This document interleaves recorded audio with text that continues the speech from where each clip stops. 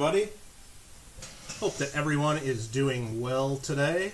And I'm going to have to mute my computer there and skip the ads for politicians that are popping up right now. Hopefully you guys are all watching those ads and making me lots of Kittle cash there, of course. But nah, you don't have to do that. Skip that stuff, of course. Let me mute my phone, and we're going to get into this. We're going to have a little bit of fun. I've been asked to do streams like this before, and what happened, what we got going on here. Well, first I guess we'll say hello to a few people. Why not?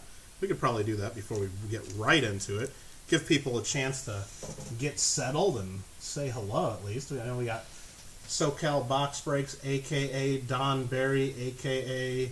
Mr. Prism in here. JW is in here saying hello, but he says he's got to go to bed, so he might watch this back tomorrow. So when you watch this back tomorrow, hello, JW. We had Susie come in, little Lady Kid Nichols.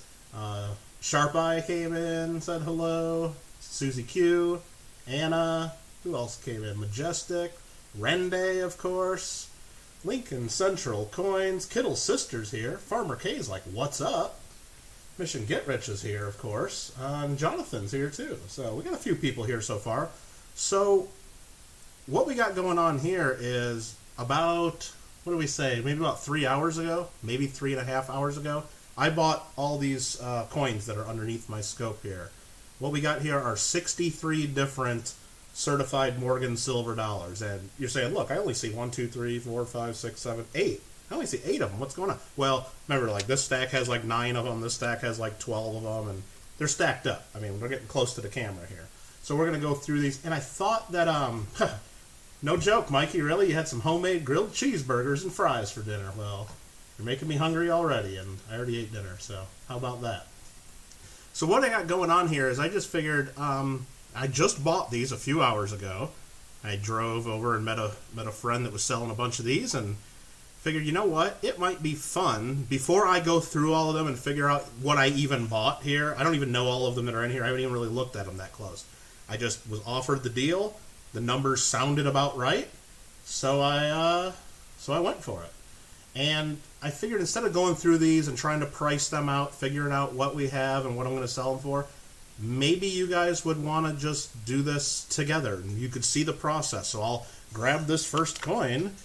1885, all 4 digits count, we just can't say 85, 1885, CC, Morgan Silver Dollar. Now it says GSA, meaning it used to be in a big GSA holder at one point, but somebody set it in the PCGS, MS63. So, I mean, what we can do is we can try to look this up, figure out what it's worth, maybe, and we'll put a price on it, like a starting bid, and we'll go through these one by one, and we'll create a Google document, and we'll see if Nightbot's up. I'll type in ! doc. I also put a link in the description to this video. We got a Google document that we're going to be filling in. And then once we get through all these, Saturday we'll just auction them all. How about that? But I figured instead of just me working on a catalog into the wee hours of the night all alone and, you know, not gaming or anything tonight, I figured maybe some people would want to chat, hang out, look at the silver dollars with me, and then you guys might get a preview, and you might see something you like I don't even know, this one right here. Is that a good one or not? 1880 over 79S, VAM 8, medium S, top 100? I don't know. But maybe one of you guys out there is going to be in love with this coin and say, oh wow, I'm glad I just saw that, and now you'll know it's in there. So, But the new Fall Guys, yeah, I know, Alfred, I did actually try playing that earlier today.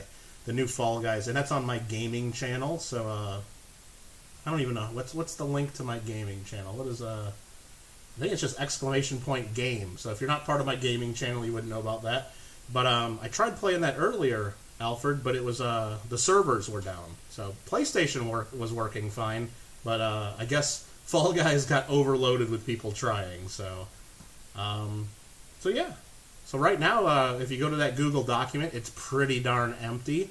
And I'm just going to start going through and typing these in, and we'll figure out what we'll pick for the starting bid. And then I think on Saturday, so Saturday we got some plans. I think at about 2 o'clock in the afternoon, that's what I got the time of this set, we'll do an auction. That's 2 o'clock Pacific on Saturday, 5 o'clock Eastern. But before we start that auction, you guys might remember we have a couple of giveaways going on. So if you type !GAW, you'll get a link to my 2,500 sub giveaway if you're not already in that. So you could, and then we have our 250 sub giveaway for Kittle Got Game. So that would be !GAME GAW if you want to get in on that. SoCal has his giveaway going on. The what is it? 1,000 subscriber giveaway. I know there's a command for that too. I think it's SoCal GAW. If you're not in on that, so we got 3 big giveaways going on right there between the 3 channels. So I figure right before we auction all these off on Saturday, I'll bring up SoCal live onto the screen, and we'll do our giveaways, and we'll have a couple quick in-stream giveaways. We'll announce the winners of who's getting the gold and who's getting the South Park toys and whatnot, and then we'll go in and sell a bunch of this stuff. If you guys are cool with that, and you know what? If you're not cool with that, then I'm sorry. I don't know what else to tell you because we're gonna do it that way. Randy didn't eat dinner. What? Randy didn't eat dinner. Uh-oh. So, bottom right says Majestic. Well, bottom right, there's some underneath my jar of coins right here. This is a stack of peace dollars. It's a 22 and MS64, 1920. There's a couple of those. Looks like a couple in MS63. Looks like a stack of peace dollars I got right there. That's the lower right there. So that was what Majestic was asking. Boom Bashoot says Young Coin Hunter. What's going on right meow? Says Alfred. You had 4 venison hot Italian sausage patties for 1. Well, okay, that sounds pretty good. Can you just give me that CC already, says Randy? No. Party Pickles here. It's definitely a party now, that's for sure. Party Pickles. Hey, Skittles, talking to my sister, I believe. Mikey has a Mint State 80S, VAMs, blah, blah, blah, blah, blah, blah. Should I get it graded? I have no idea, Mikey. If you think that one adds quite a bit of value if you get it attributed, then yeah, probably. And if you think it's a Mint State coin. If it's one that doesn't go for a premium, then no, you shouldn't get it graded. You should just sell it as is or keep it as is. Depends on what you're doing with it. Are you going to looking to sell it? You're looking to, just throw it in, add it into your collection and keep it forever? I don't know. So what are we going to do here? I guess we'll just start with the first coin, and this is kind of how I would do it. This looks like a nice 1885 CC Morgan silver dollar. It's got a little bit of chatter on it, but that's what you would expect on a 63. Otherwise, it would be a 64 or 65, right? The reverse, it's always going to look a little bit better. And this was from a GSA holder. So first thing I'm going to do is I'm going to look up what do these go for recently. So let's bring up our, and yeah, I'm not going to bring them up and show everything on the screen. You guys can follow along at home. You guys can have the Google Doc up if you choose to. And let me bring up my PCGS coin facts. So right at the top, the first 4 numbers on the slab, 7160, are the coin number that you can look it up. And if you put in a .63 after that, it'll jump right to that grade. And it says the PCGS price guide for an 85cc in 63 is $775. That's the PCGS price guide. And the prices of these are all over the map. 780 is the last one that sold at auction. 660, 625 a couple sold for in August. 750, 720 a couple of them sold for. So they're pretty much all over the place. I think the price guide price for an MS62 is $700.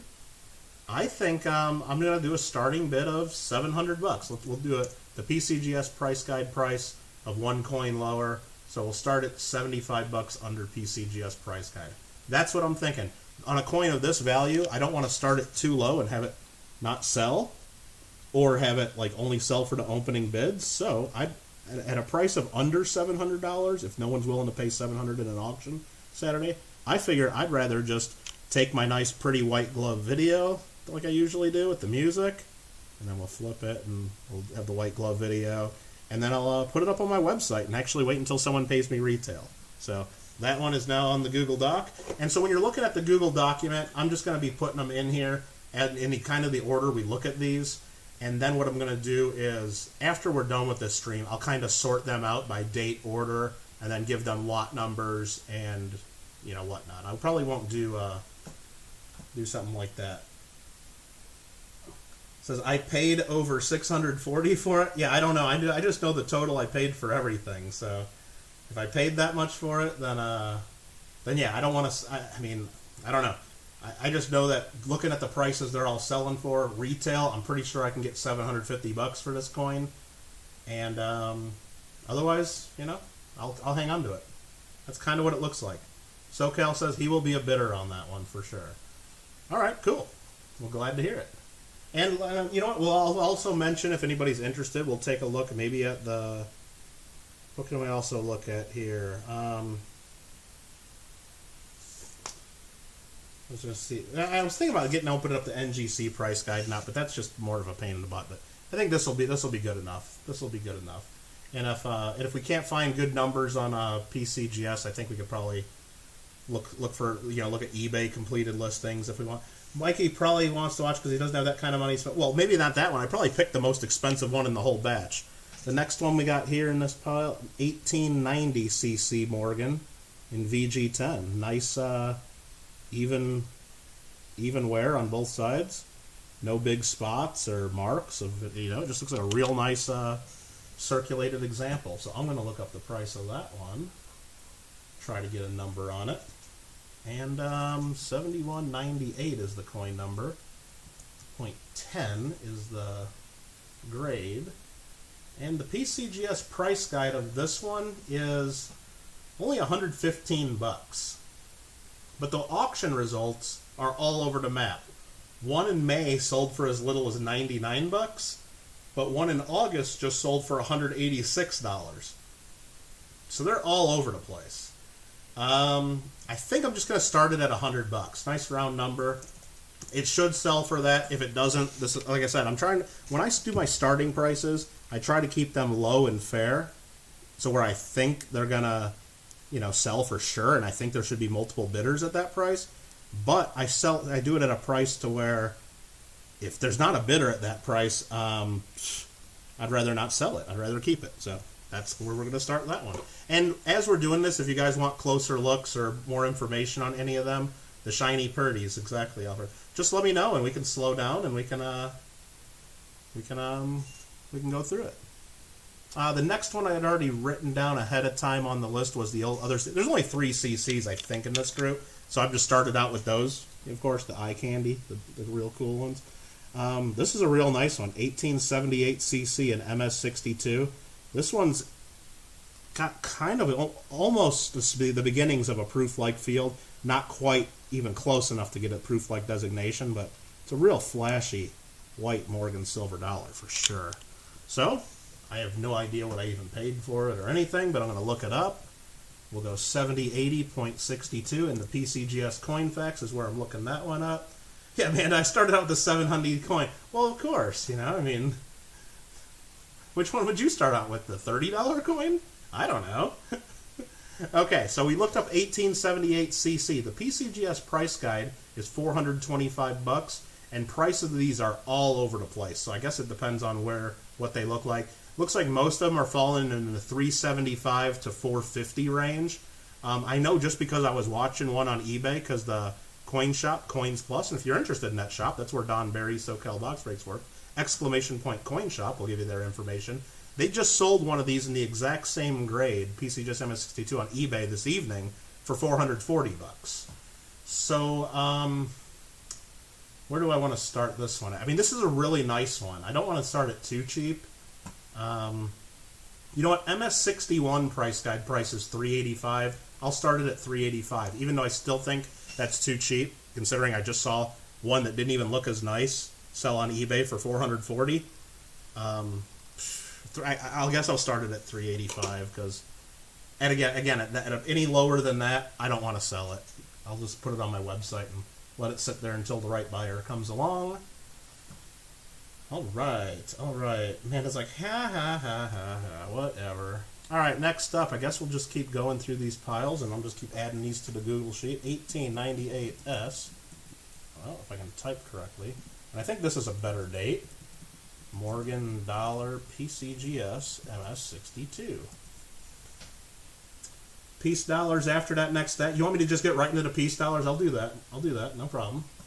after this one. Hey, you know, whatever. We'll do it right after this one. Now remember, this will be recorded and you'll be able to watch this later, or you can just wait until I get the document done and show up at the auction on Saturday. So 7256.62 is the number of this coin. It's an 1898S, and it is a little bit of a better date. PCGS price guide of this coin is $400. It does have a little bit of chatter on the cheek, as you'd expect on a 62. It's a nice bright white coin.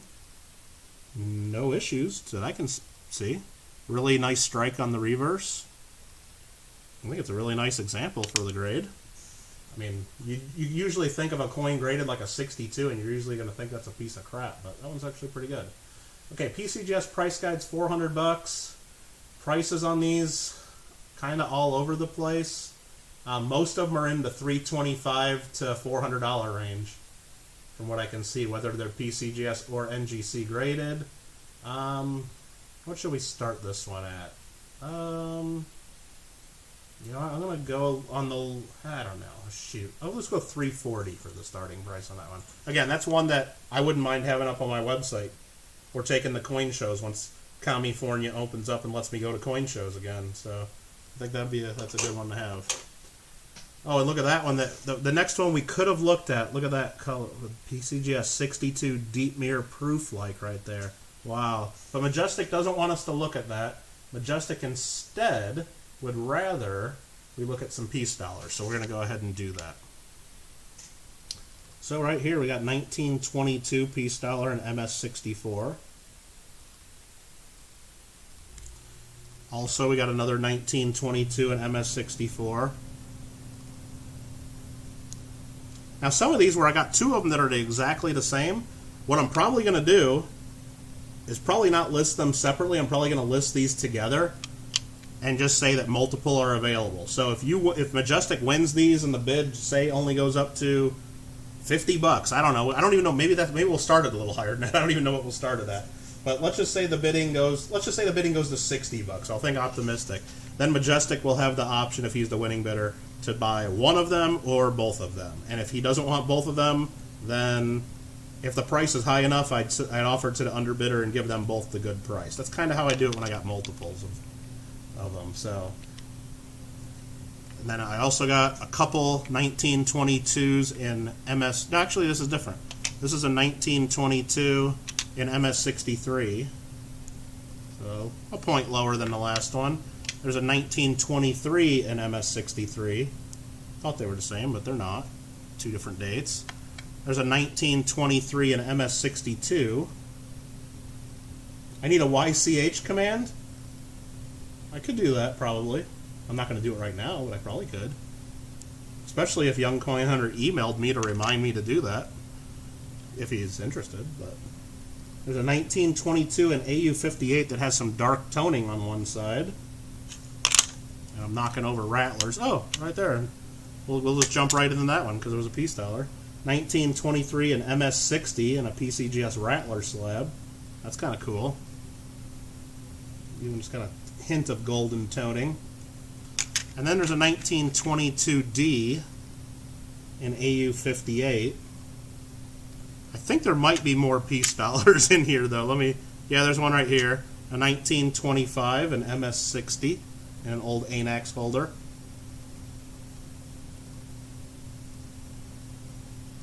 And I'm just setting these kind of down, probably just out of camera view for now. And then we'll go ahead and start adding these to the list. Here's a 1922 in an ICG MS63 holder. What's up, Hector? That's a Morgan. That's a Morgan. Hey, there's another VAM for Mikey if he's interested in VAMs. VAM 12 hit list 40. I guess we'll have to figure out what that means. Here's a 1922 in an ANAX AU58. That's a real nice coin. Real flashy for AU58. Must just have a touch of wear somewhere, and I'm not even seeing it. That one might just be a mid-state coin. I don't know. I mean, I guess maybe there's just a smallest hint or touch of wear on the high point of the cheek, which I guess that's all it takes. Then here's a really dirty looking golden, and I mean, just really toned. I mean, for some angles it just looks like kind of dirty spotty. From other angles it's more golden color. But it's original surfaces. MS64 1924. So this one must have been in an album or on the end of a roll or something, because the other side's fine. So that might be all the piece dollars. I think as I was stacking these up, I was trying to sort them. There might be another piece dollar or two in here somewhere, but I think that's most of them. Alright, I need a YCH command. Maybe. VAMs, how much? I don't know, Mikey. We're going to look them up and figure out where we're going to put the starting bid, what's fair, and we'll add them to our list. And if we sell them, we do. Great. If not, then not. I don't know. Pickle wants some dong up on the screen? Well, hold on. Hold on. I could probably accommodate the pickle. I could probably do that. Let me just stretch a little bit and reach for some dong here. Thanks, Pickle. Let's appreciate that. Look at them Indian cents bouncing into the glass. How you like that right there? 200 dong right there from 1987 with the tractor on it. We do got some dong. And of course, any auction winners, if you really want one of my dongs, then I'd gladly send one. We also got the 1,000 dong. What year is this one from? 1988. And that's got the elephant on it. How you doing, Rita? Pretty cool. Yeah, you can never have enough. Oh shoot, Pickle. I mean, I'm loaded with dong. Check this out. It's a whole pack of thousands. Look at that.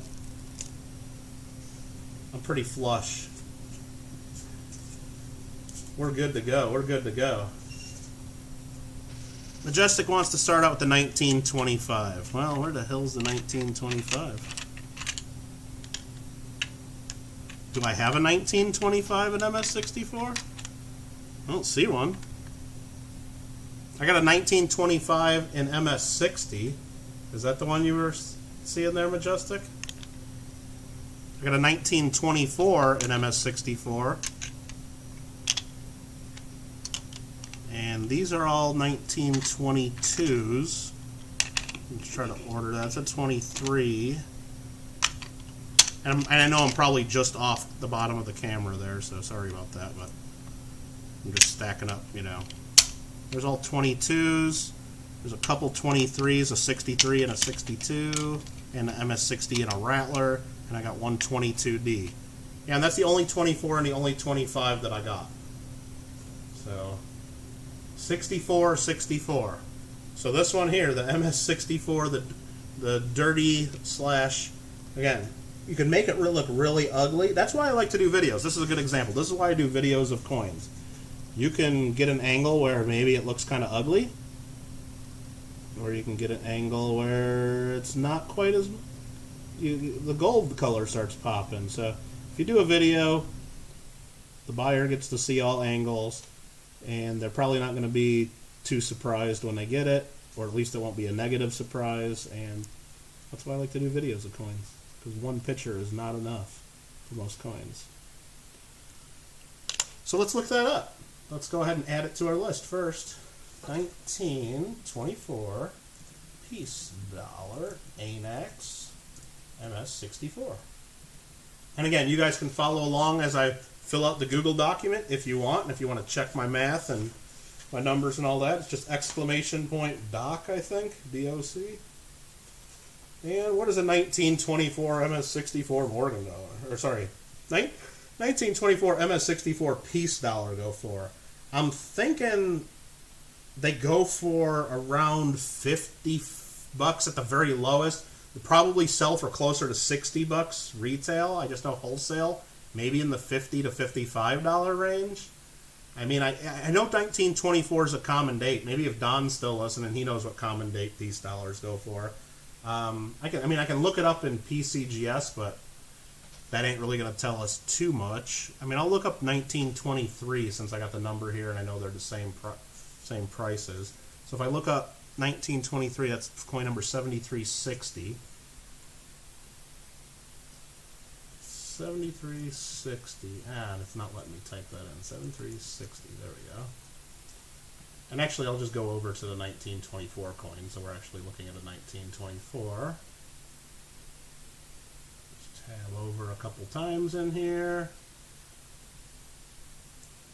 Coin shop and dock. You can scan the slabs to see the value of the graded coins. Well, I don't have a scanner, and I'm not pulling out my cell phone and having my cell phone going.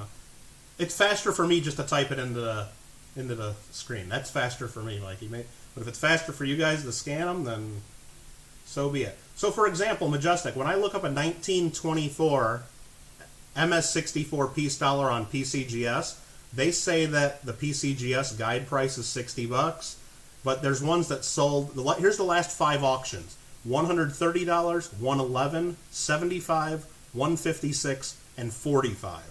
So they're all over the place. I guess depending on eye appeal and total look. I think he's going to buy it now for $50. We can't do that. So you know what? Let's just start it at $50. I think it's going to go for more than that.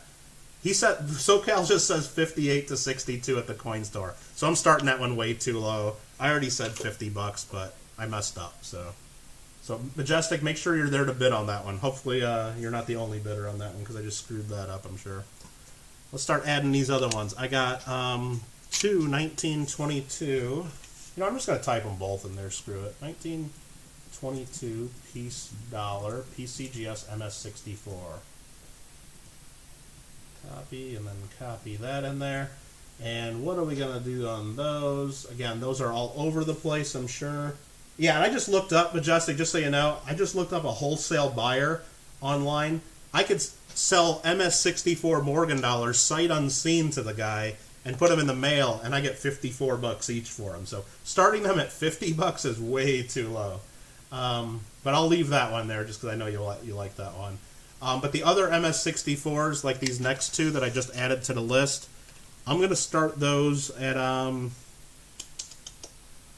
just start them at 55. I mean, even though SoCal says 58 to 62 at the coin store, I'm going to start them at 55. I want to try to be fair with y'all, and again, I want to encourage multiple interest of multiple bidders, hopefully. And if not, then I kind of screwed up, right? Next up, we'll add to the list this 1922 and another 1922. One's at PCGS, one's an ICG. PCGS MS63, and then 19 piece dollar ICG MS63. So again, this is kind of how I would be doing it if you guys weren't really watching. And that's kind of how I'm doing it. Just looking things up one at a time, figuring out where I'd want to start them, what I think's fair, and usually they sell when I sell them in auction because I usually try to price them right. He says that's PCGS, that's different, piece dollars all over. Yeah, well, and that's the thing. So that was, yeah, those were PCGS sales. There's NGC sales as low as 37 all the way up to 129. There's available right now. Someone's trying to sell an NGC 1924 at $275. Let me see what the dealer is. That's at Renton Coin Shop. It must be. He says it's toned, so it must be nicely toned. Yeah, they're just all over the place. Yeah, so, but I think that's fair. I think that's a fair starting price. Yeah, usually PCGS stuff goes a little bit higher. That's fair. I'm always fair. What about my World Silver coins? Is that going to be auction 2 Saturday? Hell no, Randy. Hell no. This is already too much. We'll be doing that probably later in the month because I got this going on this weekend. We got Coin Club meeting tomorrow. We got this going to happen Saturday along with our giveaways, so make sure you guys are in all of our giveaways. And then the week after that, we're going to do our 10,000 wheat cent bag break. Probably October 19th and October 20th. That's what I'm thinking. And then we'll probably do the World Silver after that. That is the plan. So for 1922 in MS63, I'll start. Let's look at the coins. I mean, this one's pretty nice. Nope, there's no problems with that. The ICG, it's not as flashy. It's a little more satin look. So I'm going to start the PCGS one at, shoot, I'm just going to start that at $50 and the ICG one at 45. Let's go 42. Let's just do that. How about that? I think those are fair prices. And if not, then I'll keep them. Or I'll sell them to my coin club, and they'll be in the coin club auction. All right, so next up, 1925 piece dollar in Anax MS60. And that's this old Anax. These were last done back in the 1990s, I believe, in these holders. So you just don't see them that much in these. And it looks nicer than an MS60. Probably not a lot nicer than MS60. It looks more like a 62 or a 63, but there probably isn't much price difference in those grades anyway, because 25 is a common date. But it is a nice coin. I'll start it at SoCal. Let me know if I'm listing all these way too cheap, or if I'm gonna get myself into trouble. I'm gonna start that one. I don't know. How about $40? I think it's worth $40 at least. Well, I'll then go into the 1923s. We got 3 of those. This one's kind of cool. If you guys like the PCGS Rattlers, it's got some toning on it. Not too much toning. It's just a little bit, some golden color. But people like the old first generation PCGS, that's for sure. You'll buy it now for $60?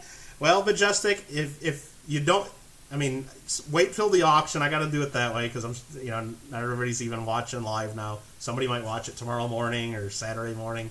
If what do you call it? If you don't think you can be there during the live auction, just send me an email. I do take proxy bids, and just send me an email saying, hey, on that 1924 ANAX MS64, I'm willing to pay X, and then I'll just execute your bid as if you were there. Maybe if 60 is your max bid, maybe you'll get it for 60. Maybe somebody will outbid you, or maybe you'll get it for less than 60. So try to be fair with that for sure. Can I see the 1885 MS64? Yeah, once we get done with these 1923s that I'm going to type in. PCGS MS63. And then I can just copy and paste that right to there, and then change that to MS62. And then I'll copy and paste that one more time, and we'll go to MS60 in first generation Rattler slab. Very, very good. And actually, I'm going to go change the description on that 1924. I'm just going to write toned obverse, just so we know which one that is. And I might add to some of the descriptions as I work on this a little bit more, but we're just getting started on this. So 1923 and MS63. I think we got to go...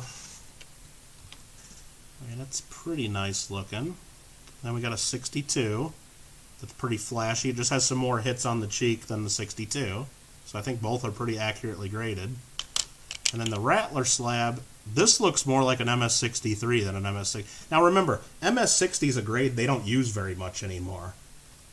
So what graded MS60 back in the mid-1980s when this one was graded, because that's when they used these slabs, isn't the same as what they would call an MS60 now. This actually looks like a 63 or a 64, just based on the number of marks and the luster. So that's way nicer than MS60. Actually, this coin here is probably the nicest of the 3 that we just looked at. Without question, this is the highest grade.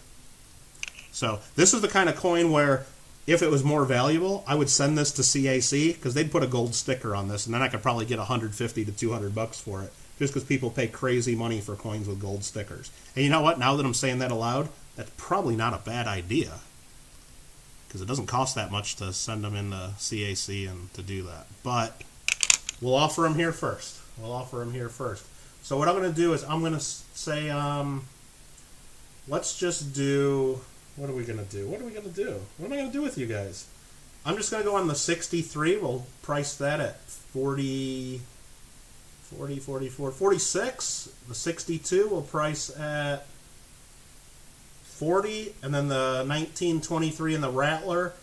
I want to get what that one's worth. I want to get Well, I'm not going to go crazy on it. I'll just go $50 on that. We'll price that at 50. I think it should be worth more. That's just a nice coin. And you know what? If nobody bids, I'll keep them. If the bidding goes crazy, then maybe you guys will have to pay what it's really worth. I don't know. I don't know. Too late. It's already on the auction sheet. Yep. I figure, what the hell? Too late. All right. And what do we got going on here? What is next? What is next, everybody? What is next? Mikey wanted to see something. He wanted to see an 1885 Morgan dollar that's in MS64 condition. So we're going to go ahead and type that in. 1885 Morgan dollar, PCGS, MS64 in old green label holder. And I'm also going to write toned. I can already tell it's toned. That's why Mikey wants to see it. So the obverse is pretty much a nice deep golden color. It almost even has some hints of like some purple and maybe even a light green along it. And you can just tell side by side with a full white one. It's like fully golden color. And I'm dropping slabs all over the place, but and the reverse is just like a very light golden color, not as toned as the obverse. But that's a nice coin. It does have some scrapes and scratches on the bottom of the cheek of Miss Liberty, but that's why it's in a 64 holder and probably not in a higher grade. But none of the marks or hits look too offensive for the grade. It looks pretty right on. I think it's accurately graded. And the old holders are pretty sweet. The old holders are pretty sweet indeed. So, I know Mikey's just like drooling all over this one. He's hoping I list it for like $25 or something, and he's going to submit his proxy bid. But that ain't happening, Mikey. I'm sorry. MS64's wholesale go for like $70. So, I can't sell it like super cheap. Especially the old green holder stuff with toning. I'm going to start that one at, God, I don't know, $75. Because I'd rather keep it and do my own video and put it on my website than sell it cheaper than that. That's where that one's going to start. Seriously, you're not already subscribed to Lima Echo Numismatics? Well, if you're not subscribed to Lima Echo Numismatics, you need to click on that link that Nightbot just gave us all. So there you go. Love me some peace dollars, always in battles with people. Well, you're probably in battles with the Majestic because I start them way too low. If I started them too high, then it'd be really easy for you because you just put your one bid in and then nobody else would bid. That would be way too easy. That'd be way too easy. Maybe one of these days I'll do one of these streams like this where I'll just put my starting bids and let people buy it now. But then I'm afraid like more than one person would type buy. Like if I said, hey, if anybody wants this one here for $75, just type buy it now, then I'd probably have like more than one person type buy it now. So I don't think I can do that. I mean, I haven't figured that out. If I did something like that, I would probably have to start them higher than I normally would just for a regular auction. And I would hate to kind of go there. What's up, Z-Rich? All right, what next to it? Well, we got a few more peace dollars. Let's just finish out our peace dollars since I know Majestic's still looking there. We got 3 left in that little group there. A couple 1922s. ANAX. AU 58, and then there's another one. Copy paste that, and this is a PCGS AU 58, and then the last one there is a 22D in PCGS AU 58. Hopefully, you guys can follow along on the Google document if you're interested in doing so. Hopefully, that works. Darth Silversis says hello, hello. Well, hello, hello to you. All right, what are we going to start with? Let's start with the 22D, I guess. That one just has a massive die crack on the coming right from the back of her head into the field. It looks like a scratch. That's just a massive die crack, so that's probably one that you could look up on. And also coming across the top of the 19 of 1921. If I get the angle just right, you can see that. That's not a scratch, that's just a big die crack. You could probably look up the VAM for this one, just based on those cracks, but I'm not going to do it. So that's a 22D, and it looks really nice for an AU58 too. What is a 22D? Well, first let's make sure that's just a common date. It's a pretty common date in circulated grades, but once you get in the mint state grades, it is a better date. Let me just look that one up on the PCGS since it's in a PCGS holder while I got that open. That's coin number 7358. And those go for, let's see, the PCGS price guide's $40 on it.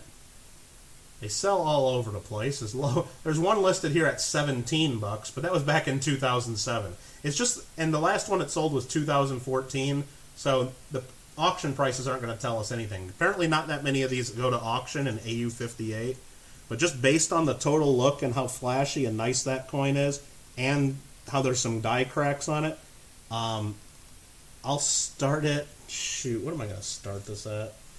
I'll start it at $30. I think that's too low. And that is for the PCGS 22 deal. Started at $30. That's what we'll be doing on Saturday. So now for the 1922. You have 5 or 6 22s, all Phillies. Elton says a nice stack of slabs. Very cool. Thank you. Thank you. We'll just price them out. We're going to auction all of them off on Saturday. Peace sellers with mint marks usually seem to bring a premium. Absolutely, absolutely. All right, 22 in AU50. I'm just going to confirm. PCGS price guide's 36. They go for all over the place, anywhere from $28 up to 129 recent sales. But that's, I mean, over the last few years. There's one listed on. I got to look at what this is. There's one listed on Collector's Corner right now for $5,000. That is a 1922 AU58 with the scar cheek. So it's apparently VAM 5A. Apparently it's a rare VAM. I don't know. Because it's listed for $5,000. So maybe I should check to make sure none of my 1922s have the VAM 5A scar cheek. Because apparently that's a good one. Holy crap. But yeah, we're not really checking them. So whatever. Michael Kittle Coins, my boy, won September CFA coins for kids. Oh, absolutely. No, I didn't realize that was your boy, Z-Rich. I mean, I did quickly skim through the video, and I always try to support them and give them likes and comments, especially for their Coins for Kids program. But no, that's awesome. I'm sure they had a good time with that. That's awesome. Yeah, there's all kinds of cool stuff in those. So what was we looking at? We were looking at the 1922s. And now I'm looking for that darn scar cheek, which this one here's got some toning to it. You can see this way, or let's get it. That just looks like it's black toning and that just looks like black toning. But if you get it into the light, it's more of a purple color.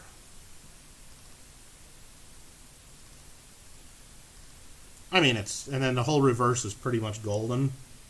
So that's the PCGS one. The ANAX one. It's pretty much just untoned. Looks nice, too. Man, that's a nice one. What are we going to price these at? Come on, what are we going to do? Heck with it. You know what? We did the other one, $30. Let's just do both of these at $30 each. I think they'll get bid higher. I believe in you guys. I have faith in my audience. I'm not going to sweat it. I think they're worth more than that. Like I said, if I could sell them my coin club right now and they would pay me $30 just to use those as prizes at their meetings.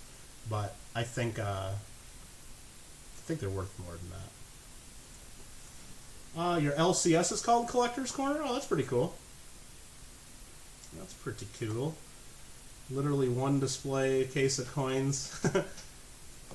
You see some purple. Alright, I think that's probably about it for the piece dollars. Now we just got a huge pile of Morgan silver dollars.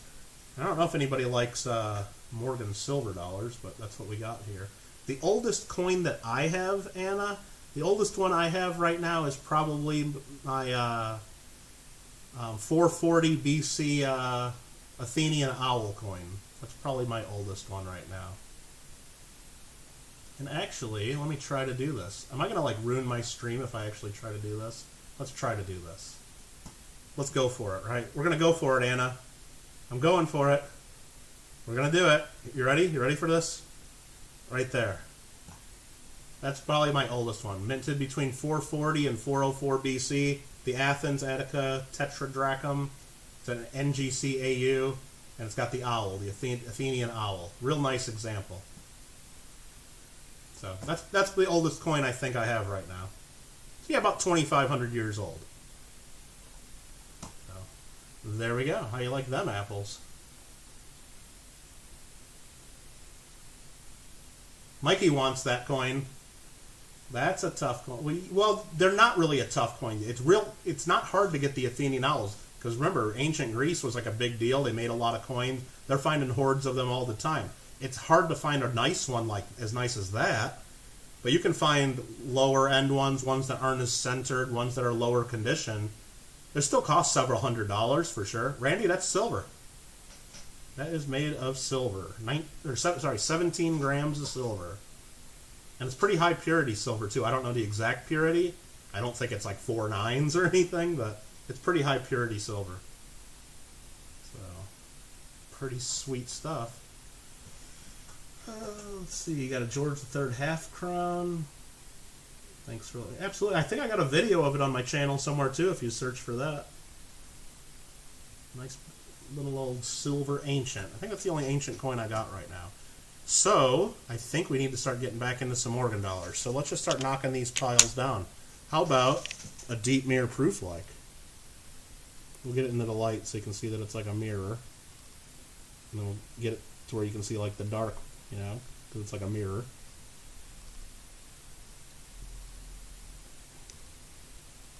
Are foreign silver coins under... Some of them are, Darth.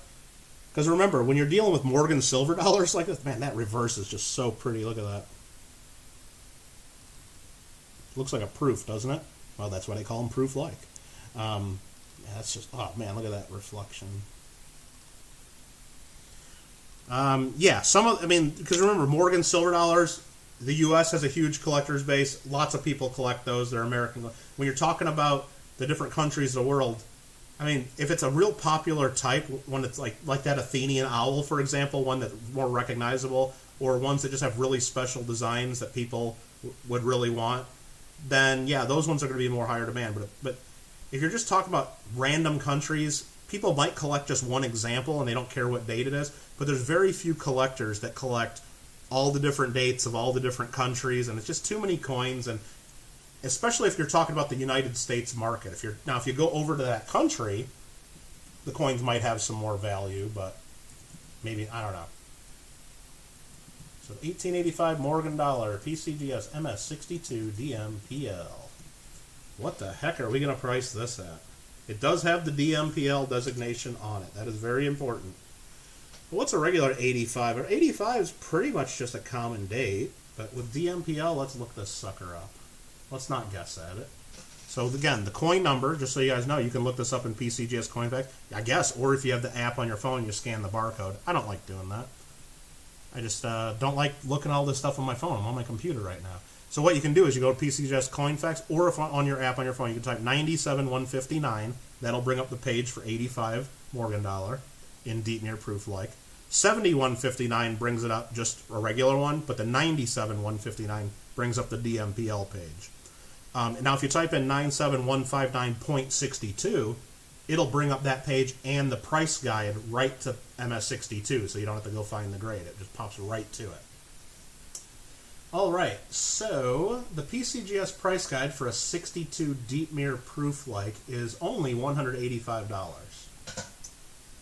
And the prices of these, the only one that sold recently went for $150. And let me bring that up and see what it looked like, because that makes. And this one had spots on the. Here, I'll just share this real quick, just to tell you why mine is worth more. I can tell right away. This one just doesn't look as nice. How do I show this to you guys? Let me try this again. So we'll go to here. So here's the one I just brought up from PCGS Coinfax.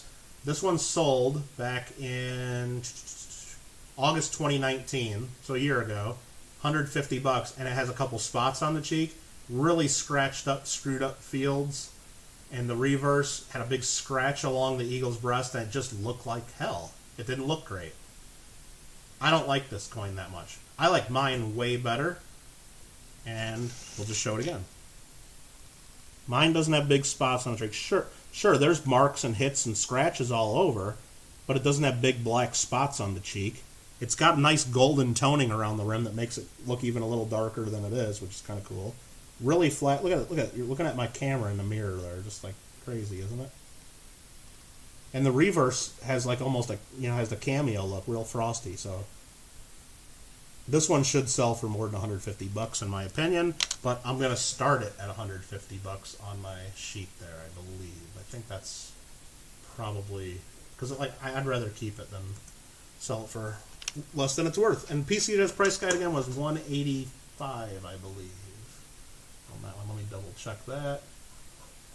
Yeah, 185 is the PCGS price guide. Bringing up the information on the coin shop again. Thank you, thank you. It's incredible that you can pick up 5 franc coins for 25, 30 bucks. Well, that's the thing, Dark Silver. But then when you go to sell that, the number of buyers for those coins are way, way, way lower than the equivalent American coins. So it just goes back to supply and demand. But there's certain coins, like let's just, for example, look at Mexican coinage. There's a lot of really boring looking Mexican silver coins from the 1800s and early 1900s that you can buy dirt cheap. But then there's a couple really cool designs, like the 1921 2 peso that they use for the Libertad design these days. That's a real popular one. Even in low grades, that one goes for big bucks.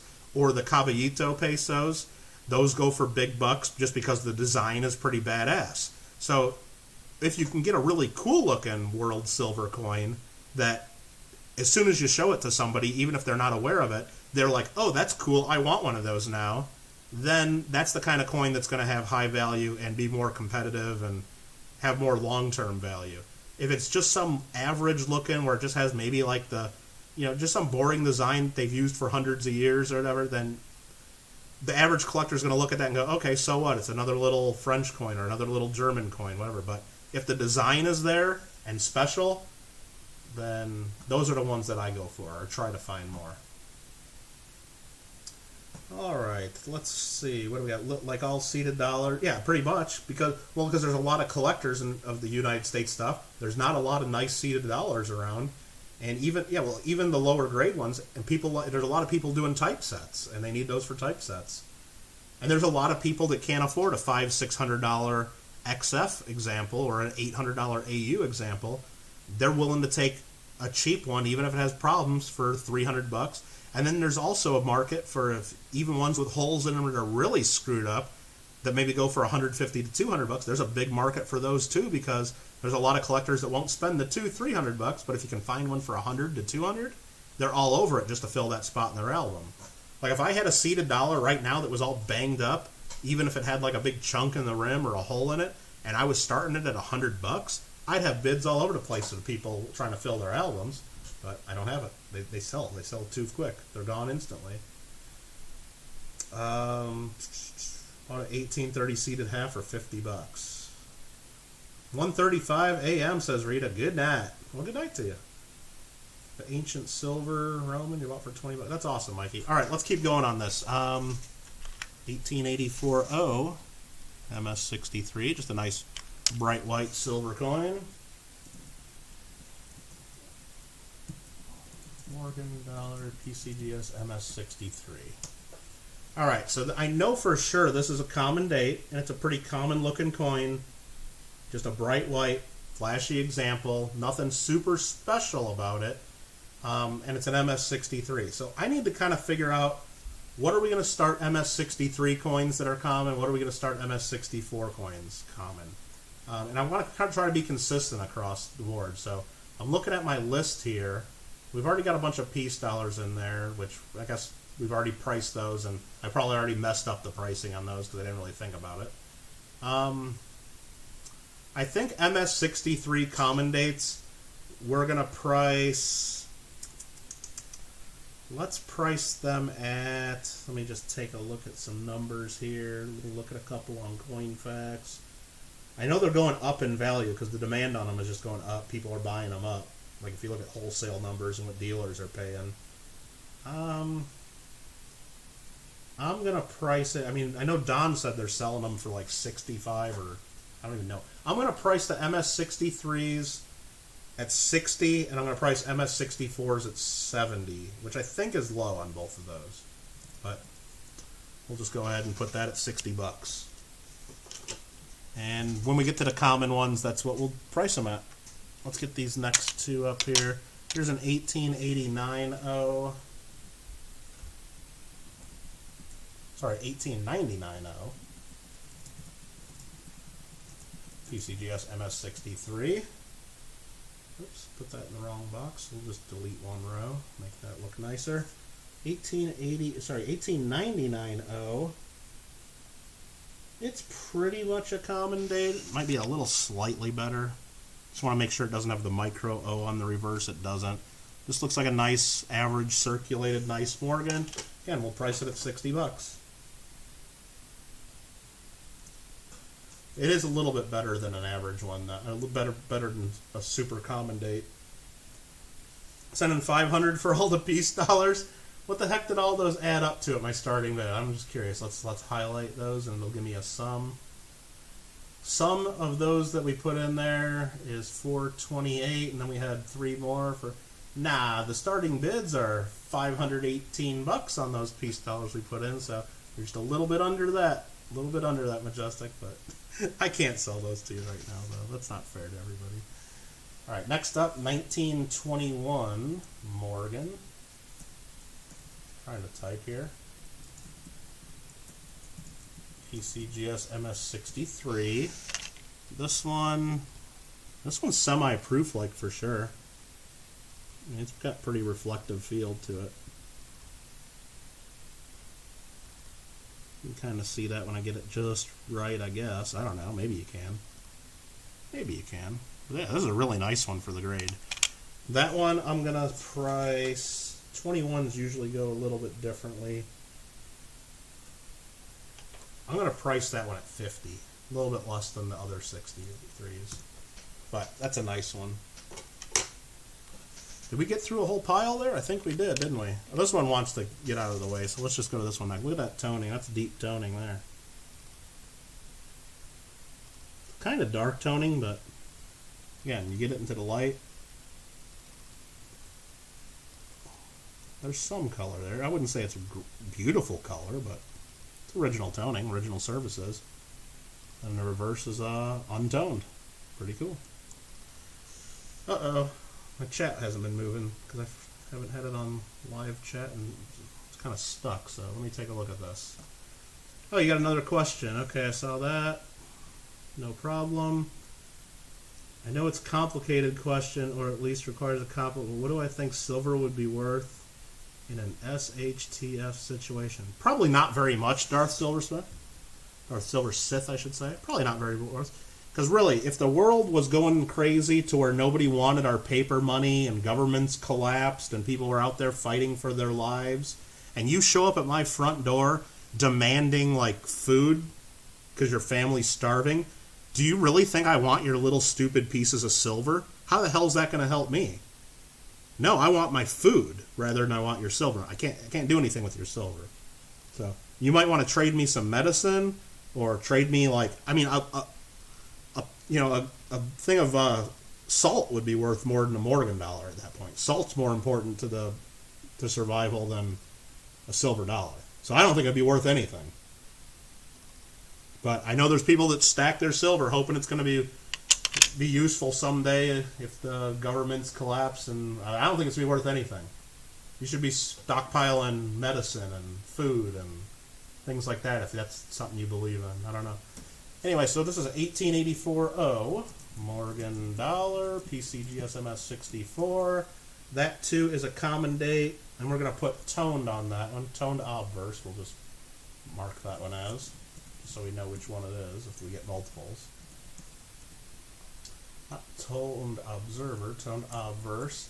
And we said for the 64s, we'll start those at 70 bucks. So we're going to start that one at 70 bucks. That sounds about right. Sounds good enough. Orta, what is going on? What is going on? That's a beautiful Morgan. There are some cool ones in here for sure. A lot of cool coins in here. And we'll just go right to the next one. 1888-0 in MS61. So this is MS61 because there's quite a bit of chatter on the cheek and into the field. Just hits from other coins, but it's still uncirculated. It's still got full mint luster. The reverse is beautiful. The reverse is always stronger on these usually. because the cheek is raised up and it gets all the marks from the other coins. The reverse just doesn't seem to get as hit, doesn't get as banged up. So, actually, I have a family friend that's stockpiling salt for that. Yeah, bags of rice and bags of whatever. I think that's going to be worth, if that scenario ever happens, that's going to be worth something. I don't think anyone's going to care about silver coins. What's up? Found it buried. Nice. Oh, hey, that's cool. I mean, again, that's totally optional. I do appreciate the support, though. Cherie Ward, how you doing? We're just going through some silver dollars. I just bought a collection this evening, and instead of doing this all on my own, trying to figure out what I bought and what they're worth, I figured let's just start putting them in a list. We got a Google Doc going on that Nightbot just told us about, and we're putting in starting bids, and we're going to sell them all on Saturday. What the hell? I won't own them very long, hopefully. So there's 1888. Oh, and I know there's a lot of different VAMs on these. Again, I haven't checked any of these.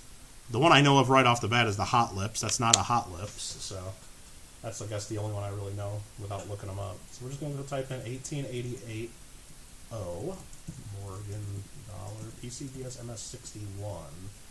I'm going to look that up in the PCGS coin facts just for fun. 7184.61. Henry, how you doing? I don't know if I said hello to you yet. But silver. Believe me, I like silver. I like silver. But realistically, the question was if there's really a future, like a doomsday scenario where, our government money's not worth anything. Do I think silver's going to be worth anything then? No. No, not at all. I'm not going to sell you my last can of SpaghettiOs for some silver Morgan dollars. I don't care how many you give me. I want my last can of SpaghettiOs. I don't care. That's going to be worth more than anything else. All right, so PCGS ain't working. It ain't bringing that up. It's just stuttering on me. So what do we got there? 1888. Pretty sure that's doesn't. I mean, it's a common date. Well, it's a little bit better than a common date in lower grades. So actually, it's a lot better than a common date in lower grades even. Yeah, they listed AU58 condition. It's worth $45 in the gray sheet even. MS60 is worth $55. Let's just put it in there at the MS60 price. $55. What the hell? Somebody might buy it. Somebody just may. Next up, let's see. Everybody's saying hello, hello, hello. Well, hello, hello, everybody. Ford has got to say hi to every single person individually, otherwise he doesn't feel good about himself. I understand that. SpaghettiOs are tasty. Well, I mean, we can go into a little discussion about that if you need to, but I wouldn't say all of them are. You give me just plain SpaghettiOs, I might trade you those, but if you got SpaghettiOs with meatballs, then good luck trying to get those from my cold dead hands, maybe, right? All right, so here's a 1888 Philly. It's got a pretty dark and dirty obverse. Kind of flashy though still, underneath all that toning. And the reverse is a little dirty and dark too. But again, you get it just right and it's pretty flashy. That's probably a coin that's, if it wasn't so darkly toned, it might be a proof-like coin.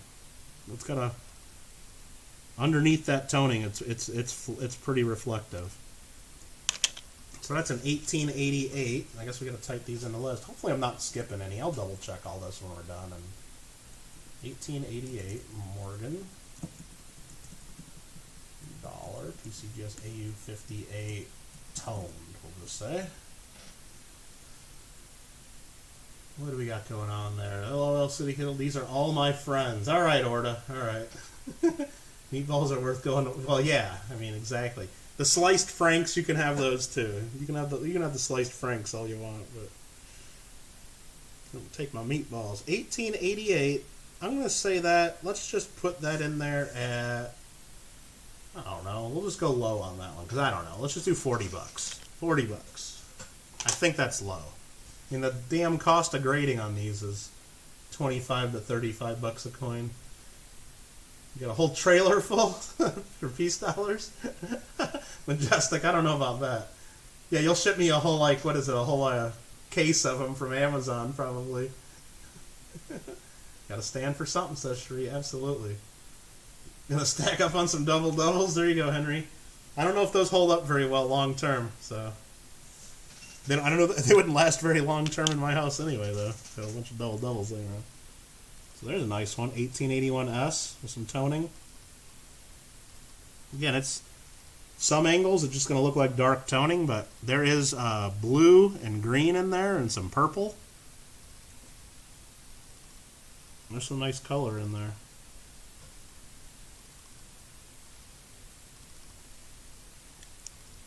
And the reverse, geez, look at that. It's fully toned.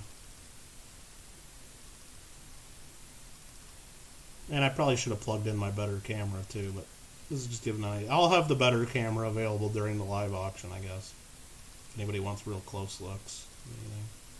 But that's a nice one, shoot. 1881S, we'll type that in. PCGS MS64 toned. I was doing $70 on the Morgans and 64. I'm putting 75 on this one just because of the toning. I'll add an extra $5. That makes me feel good about it. Mikey has to go to bed. Well, dream of your grilled cheeseburgers and fries, Mikey, and we'll see you probably sometime tomorrow. Got a coin club meeting tomorrow, and we'll see you then, and then we'll be on there Saturday. We'll be doing our giveaways and then going to this auction. Found it buried. It's going to be Saturday afternoon. We're going to do this 2 p.m. my time. It'll start 5 p.m. Eastern. How much for the Rattler? Well, let's look that one up. 1889.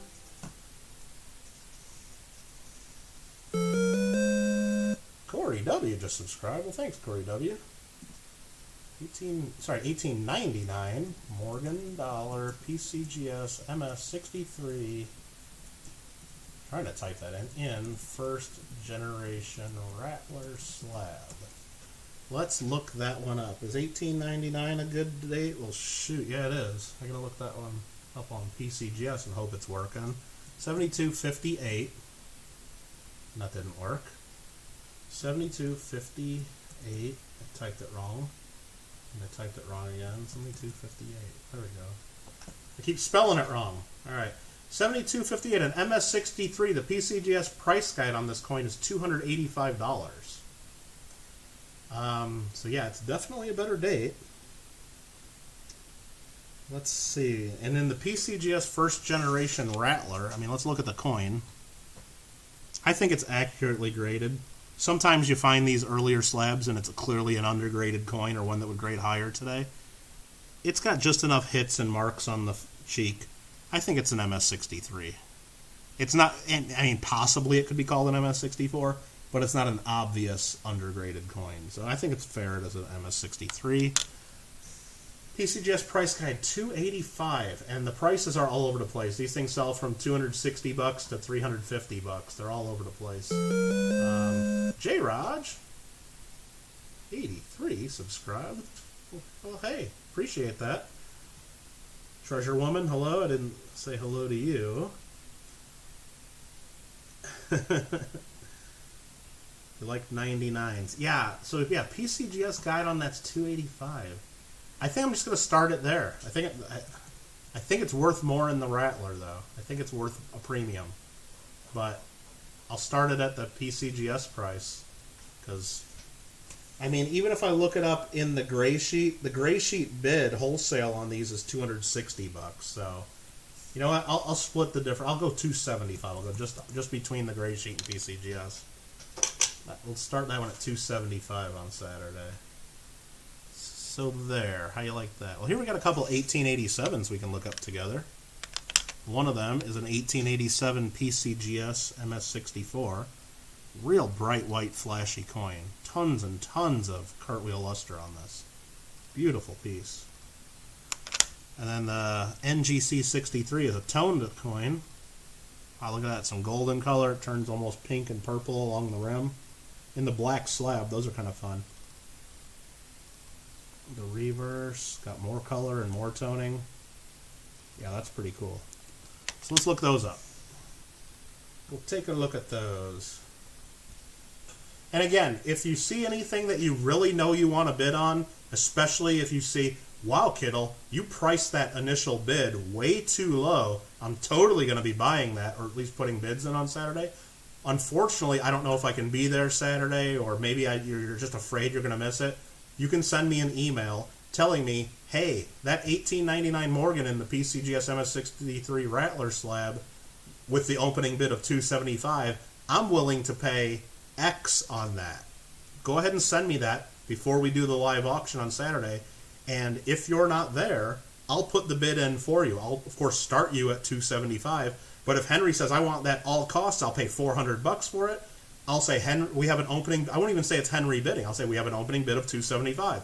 And then if Majestic comes in and bids $285, then I'll say, okay, we have a prior $285. I have to now bid $295, and now it's $305 to you, and I'll just bid on your behalf. Maybe you'll get it way cheaper than your maximum bid. Maybe somebody will outbid you. I don't know, but it's called a proxy bid. I'll accept proxy bids and execute them on your behalf if you don't think you can be there for some reason. So we'll go 1887 Morgan dollar, PCGS MS64, 1887 Morgan dollar, NGC MS63 toned. And then I'm also going to put black slab and toned. How about that? We'll look those up now. Seen you were on, had to stop in, should be here on Saturday. Thanks, Pound It Buried, appreciate that. YouTube unsubscribes, J-Raj. Yeah, there's several reasons for that. We could get into that and try to, discuss that, but I do appreciate you getting that taken care of and getting back on the subscription list. Awesome. Awesome. Be there. Oh, you'll be there, says Henry? Okay. Then you'll be there, for sure. I'm just, but for anyone, I'm not saying just for you, Henry. If anybody thinks that they really see something here, whether you're watching this live, like right now as my hand's moving under the screen, like if you're here right now, oh, and J-Raj actually became the stream boss for subscribing. That's awesome. So if you're here right now, then yeah, that applies to you. But also if you're watching this like later, like I don't know when, but sometime before the auction on Saturday, hopefully. But Rich Callie, what's up, man? Good to see you. Great idea with the proxies. I think so. I think it is. I mean, because I just know there's a lot of auctions I see out there that I know, like, if they put out a list, like we're making the list right now, if they had a list ahead of time, maybe I'd see something that, man, I just really need, but I don't know if I can be it. I mean, just think, on Saturday alone, I didn't even look to see who else is selling stuff. I'm guessing there's probably a few other auctions going on, probably at the same time. Maybe there's 5 or 6 other auctions going on. I don't know. I just know, or there's other people that are going to be looking through boxes of $50, find nothing like usual, or there's going to be people doing Lincoln Cent roll searching. Who knows? Whatever they're doing out there. I know there's going to be a lot of streams on Saturday. There's even going to be people playing video games that you might want to watch. I don't know. So I don't expect everyone, and especially when we're selling 63 Morgan dollars, that's going to take a couple hours. So I don't expect everybody to be there the whole time. So I think this is just a way that everyone can get in and participate. And that's the way I like to do it. Okay, MS64, we're just going to go ahead and start that at... It's too low. It's too low. This is too nice of a coin. I'm going to start it at $70 because it's a common date, and that's what I said I'm going to start common date 64s at. I don't know. I think it's too low. I think it's really worth closer to... You know what? I'm going to bring that one up just to show you what it's worth. And you know what? Maybe I'm going to change my mind. I have a right to change my mind if I feel like it.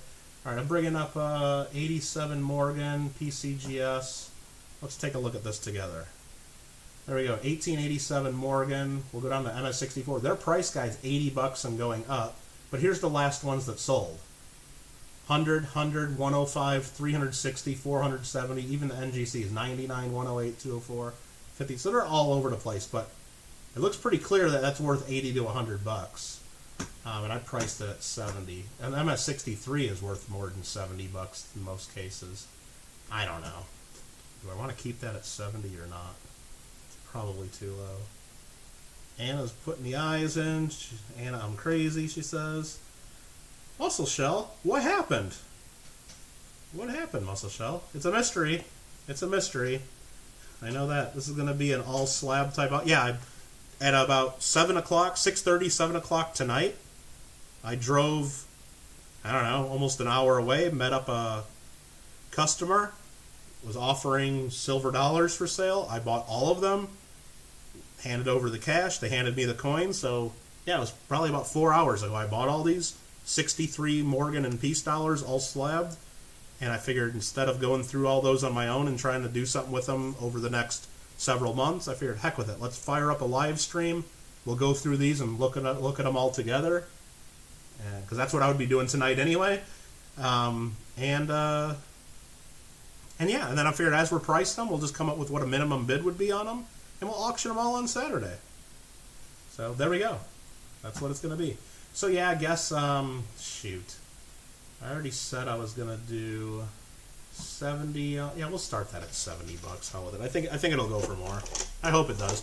And then on the toned MS63, I'm going to put that at $65. Again, I think it's worth more than that. I believe in it. I believe in it. And I believe somebody will bid more than that. So, there we go. Caveman's already bidding 71. Well, yeah. Well, nice private deals are fun. Well, Caveman, this was a weird one, though, because it's a customer that kind of wanted to sell quick, and they didn't really have a list of what was there too good. It's someone I've done business with several times, and I've bought deals from them in the past, so I do trust them. And it's another dealer, and they said, hey, this is what I want from them. And they pretty much said, I guarantee you're going to do okay at that price.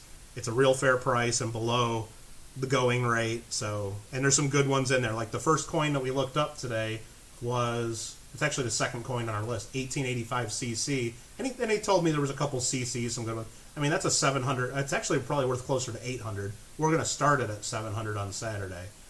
So I knew there was some good ones in there, and I figured, hey, look, for that price, even worst case, if all I'm doing is fighting to get my money back, at least we can have a fun stream out of this and a fun auction. So, but I think it'll end up working out. Been trying to buy all the Peace dollars and playing hardball. Come on, Majestic. Hey, at least I showed them all to you first, because you said you had to go to bed an hour ago. And Nightbot just reminded us that the next meeting of the Glendale Coin Club will be here on my channel, Friday, October 9th, 2020, 6 p.m. Pacific, 9 p.m. Eastern. All are welcome. Well, shoot, that's like in 19 hours. So hopefully you guys come to the Coin Club meeting. We're going to be having part 2 of our talk on U.S. paper money, U.S. currency. And if you missed the first part on it, it was really good. We got our guest speaker, Greg Berkovitz, does it. And you can go to my channel and just look up September Glendale Coin Club meeting, and you can watch that before you watch the live one tomorrow night. So very good presentation. And then we'll have some giveaways and an auction, of course, too. Next up, we got 1902. Oh, really? Lady Kid Nichols. What is going on? So I think I looked at the map, Lady Kid Nichols. It looks like that Hurricane Delta's not coming your way. Looks like it's going to hit JW, though, because you're over by New Orleans. It looks like it's going to miss you for the most part. That's my understanding of the maps and what I saw on the Weather Channel. So hopefully that's true. Hopefully it does miss you, and hopefully JW gets through it without too much trouble. But Siren Silver Stash, how you doing? Marley, good to see you. Was worth a shot, right? Yeah, it's always worth a shot. You never know.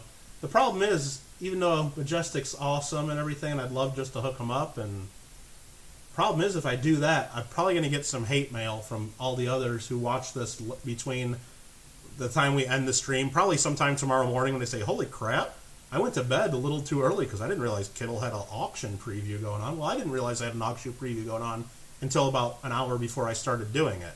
Because I figured, you know what, heck with it. I was going to go through these tonight anyway.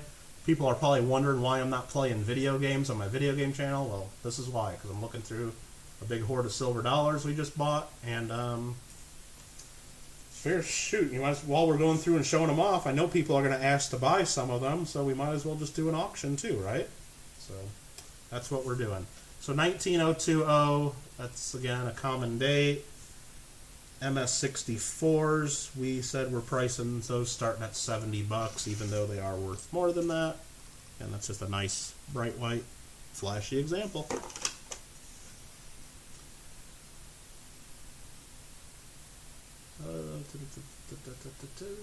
think we're going to be okay, though the east side's the rough. Well, yeah, I guess hopefully it stays far enough. You guys might, and it looks like this one's moving a little faster than the last one, so even if you get some rain, it'll go by pretty quick, hopefully. So Cajun's, yeah, well, Cajun, I thought he was still a little bit to the east as well, but I think both of them are I think both of them are in worse shape than you're going to be, so hopefully it goes by pretty quick. Now, you know damn well I can't go to bed when you're showing me. Well, hey, the rest of all these are just boring Morgan dollars. You don't have to worry about that anymore. But hey, you know, let's use the microscope once while we're looking at boring Morgan dollars, because it looks like it's an O over S strong reverse. So that's going to be worth showing under the microscope maybe. So let's look up 1882 O over S Morgan dollar PCGS AU 50 strong. So what we're going to do now is we're going to put that number in the PCGS coin fax. That's 7138.50. And they say that is worth a PCGS price guide of only 85 bucks. I thought these were worth a lot more. Well, maybe not. Maybe not in that grade. But let's look at the gray sheet. Gray sheet has them at 90 bucks. PCGS price guide 85. Let's take a look at it first, so you guys know what the heck we're talking about. So there, just a nice AU50. It's got some light wear on the cheeks, some circulation, and a little bit rub in the high points of the hair, some rub on the eagle's breast. But the cool thing about this is supposedly the mint mark. You know, let's really zoom in on this. Let's move the microscope.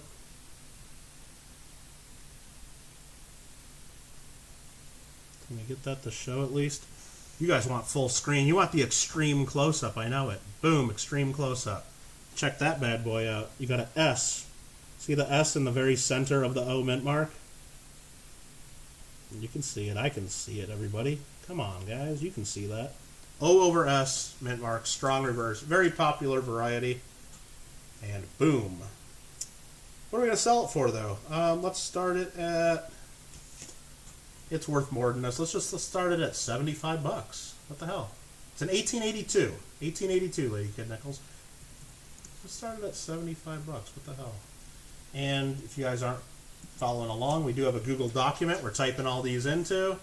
Again, I will sort this later. I'm just typing them in the order we're looking at them at.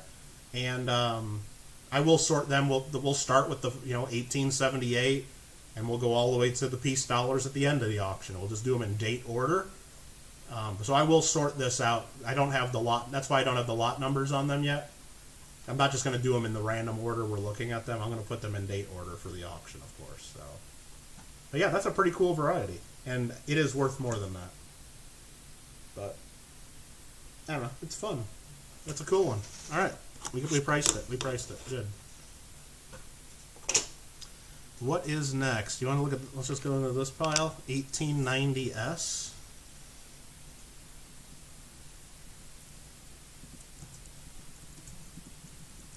PCGS AU58. Strong. Yeah, so just so you know on that one, Henry, there are weaker varieties of this. Strong, they put it on the label just because it's a strong O over S. So you can really see the S underneath the O very clearly. There are some that I guess are a lot weaker, like different varieties. This is the strong variety. That's what that means. And the strong variety, obviously, is the one that is worth the most and people want. People want to see it. People want to see that under there. So, bigger money in MS. Yeah, that's one that goes up big dollars in MS. For example, the gray sheet has that same coin in Mint State 64, for example, at $1,000. So, in Mint State, it's real high. And then the weak variety is worth $600 in comparison. So the weak one is worth quite a bit less. Now in the lower grades, like the AU50 we're looking at, I started this one, the strong one, at $75.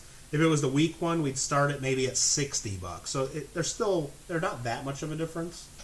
Is it on the flip? Well, we're not looking at flips here. We're looking at slabs, and it's right there on the slab. O over S, you can see it right there. PCGS AU50 and strong, because it's a strong variety. If it was the weak one, it would say weak instead of strong. So it is the over us strong.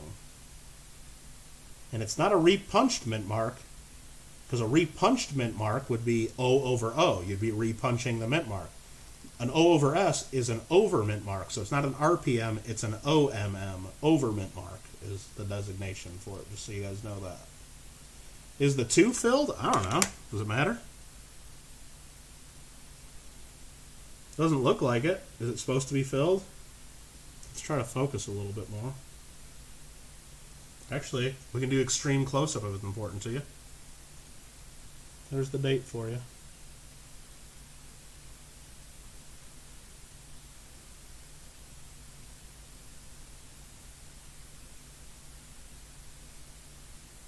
So there's the date. I don't know.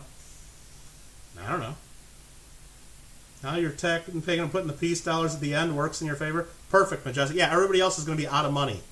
Everybody else will be out of money, and you'll have smooth sailing on the peace dollars for sure.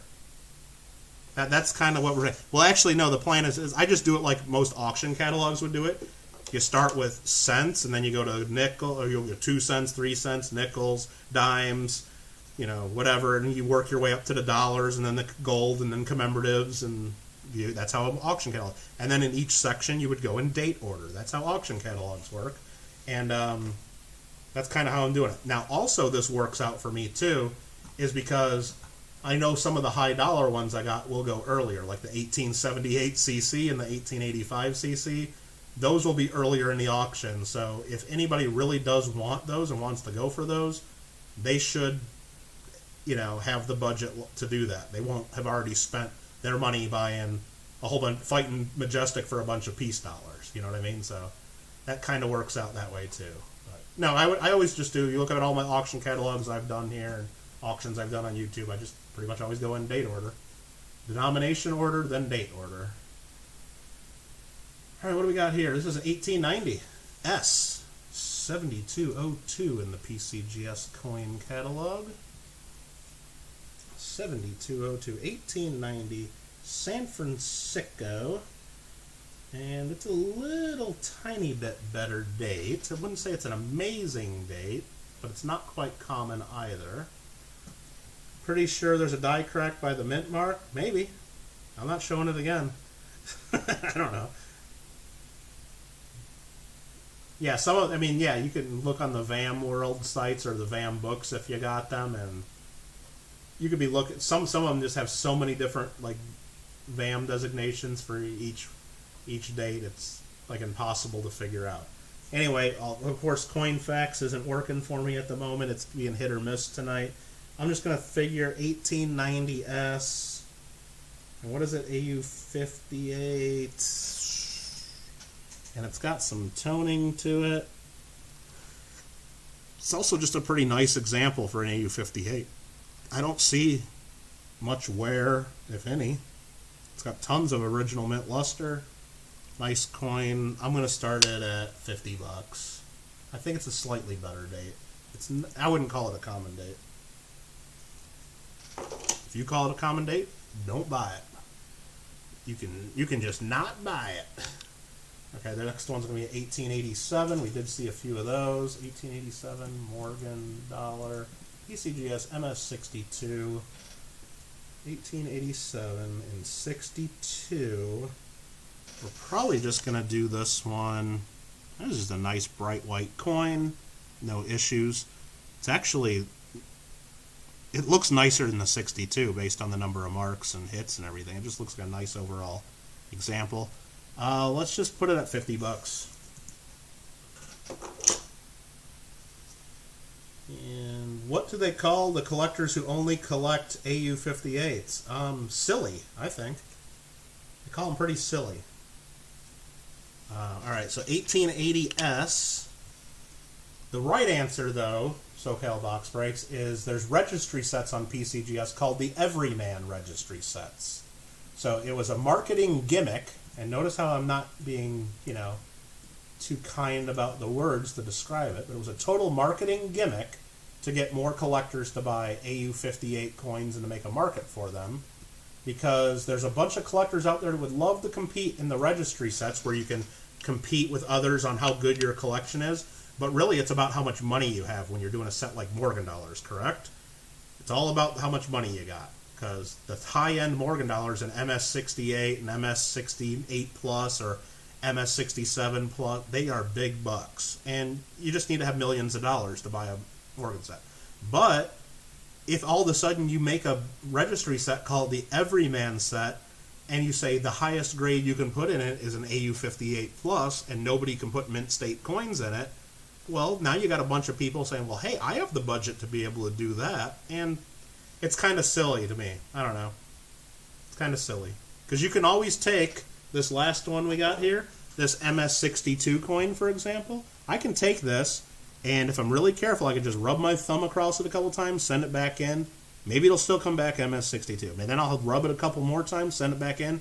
Eventually, I'll probably get this an AU58 holder. I can't take the AU58, play around with it, and make it an MS65. You can always make your coins lower grade. So to collect low grade coins just because...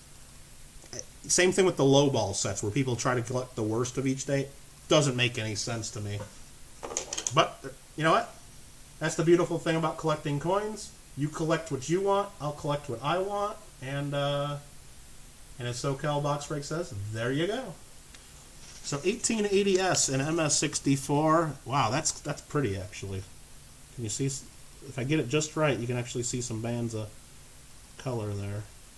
Yeah, of course, this is not the camera to be doing it. But it's got some color at the obverse near the top. And on the reverse too, nice. Got some blues, some purples.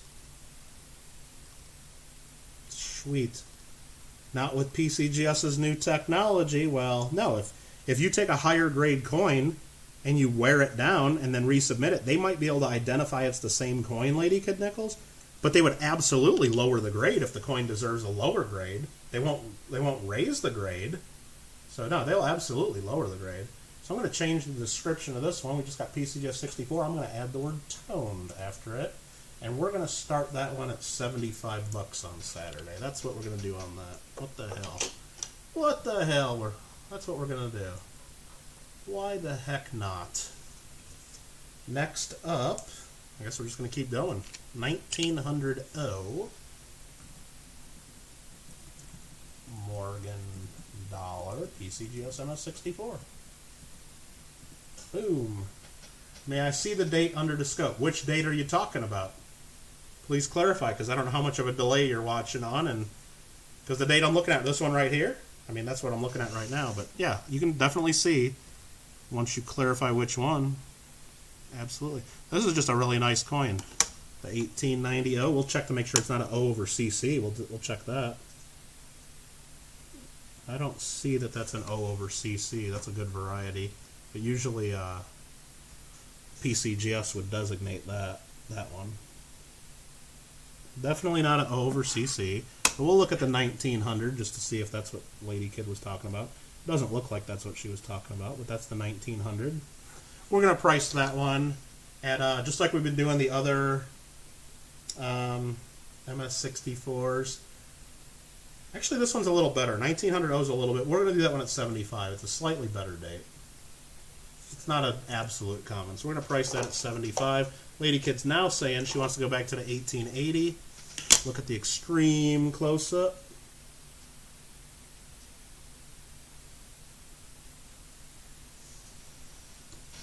And we'll...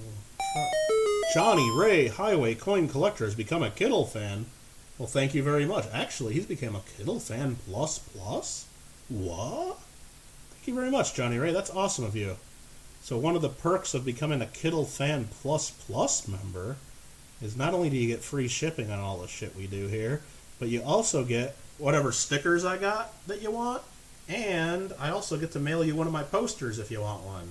So be sure to email me on that to remind me if you want one of those, because I got YouTube. Believe it or not, Johnny Ray just committed to paying whatever I think it's $9.99 a month to become a Kittle fan plus plus, right? So I get emails every time any of you knuckleheads comments anything on any of my videos, anytime I get subscribers, anytime all that happens.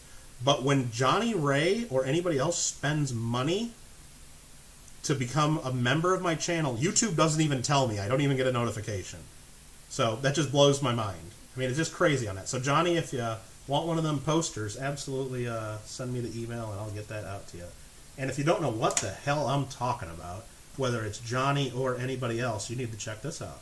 I'll bring up a picture of it real quick. I put a collection together several years ago, 1908S Indian head cents, and that is the first Indian cent and the first cent of any kind to have a mint mark on it. Before 1908, all cents were made in Philadelphia. So I put together a grading set, all grades from Good 4 up to MS-66, and I had them professionally imaged, and I made them into a poster. And of course, that's real small print. You can't even read what it says there because it's so darn tiny. But that is all the pictures, and this is 24 inches by 36 inches. So when you see it in person, the coins are real big. You can see all the details, and you can kind of learn how to grade Indian cents off of those. So just something fun that we put together. And I got to go back to this. Perfect. So thanks again, Johnny. That's awesome. You're wanting to know if that's an O over a 9. There are varieties. It's the 1880 S that are the 80s over the 79s. I don't know if this is it or not. Every time I've seen images like on Coinfax of them, I don't even know what the hell they're looking at. It's so fine and minor.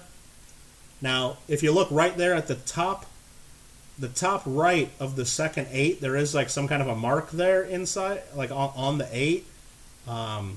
Whether this is and there's a little bit, I don't know. I have no idea. I don't collect Morgan dollars. I don't look at the VAMs.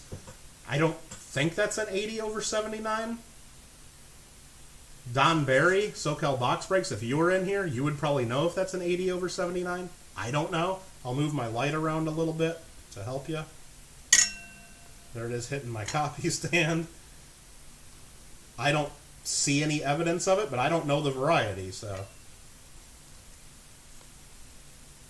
but there you go. Whoever's watching this, whether you're watching this now, or if you're watching it later, or if you're watching it a month after we've already done the auction, maybe you can figure out what we have there and whether it was the variety or not. I don't know. So do your homework on that one. And that was the 1880 S in PCGS MS-64 with some toning. You have an 80 over 79 and an INAX slab. Well, hell be damned. Imagine that. SoCal Box Breaks knows what we have, and I don't know what we have.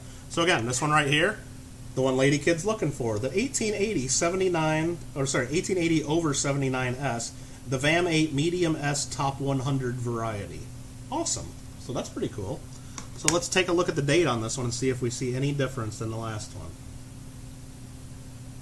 And we'll go to the extreme close-up, of course. Of course. So do you see any difference on this?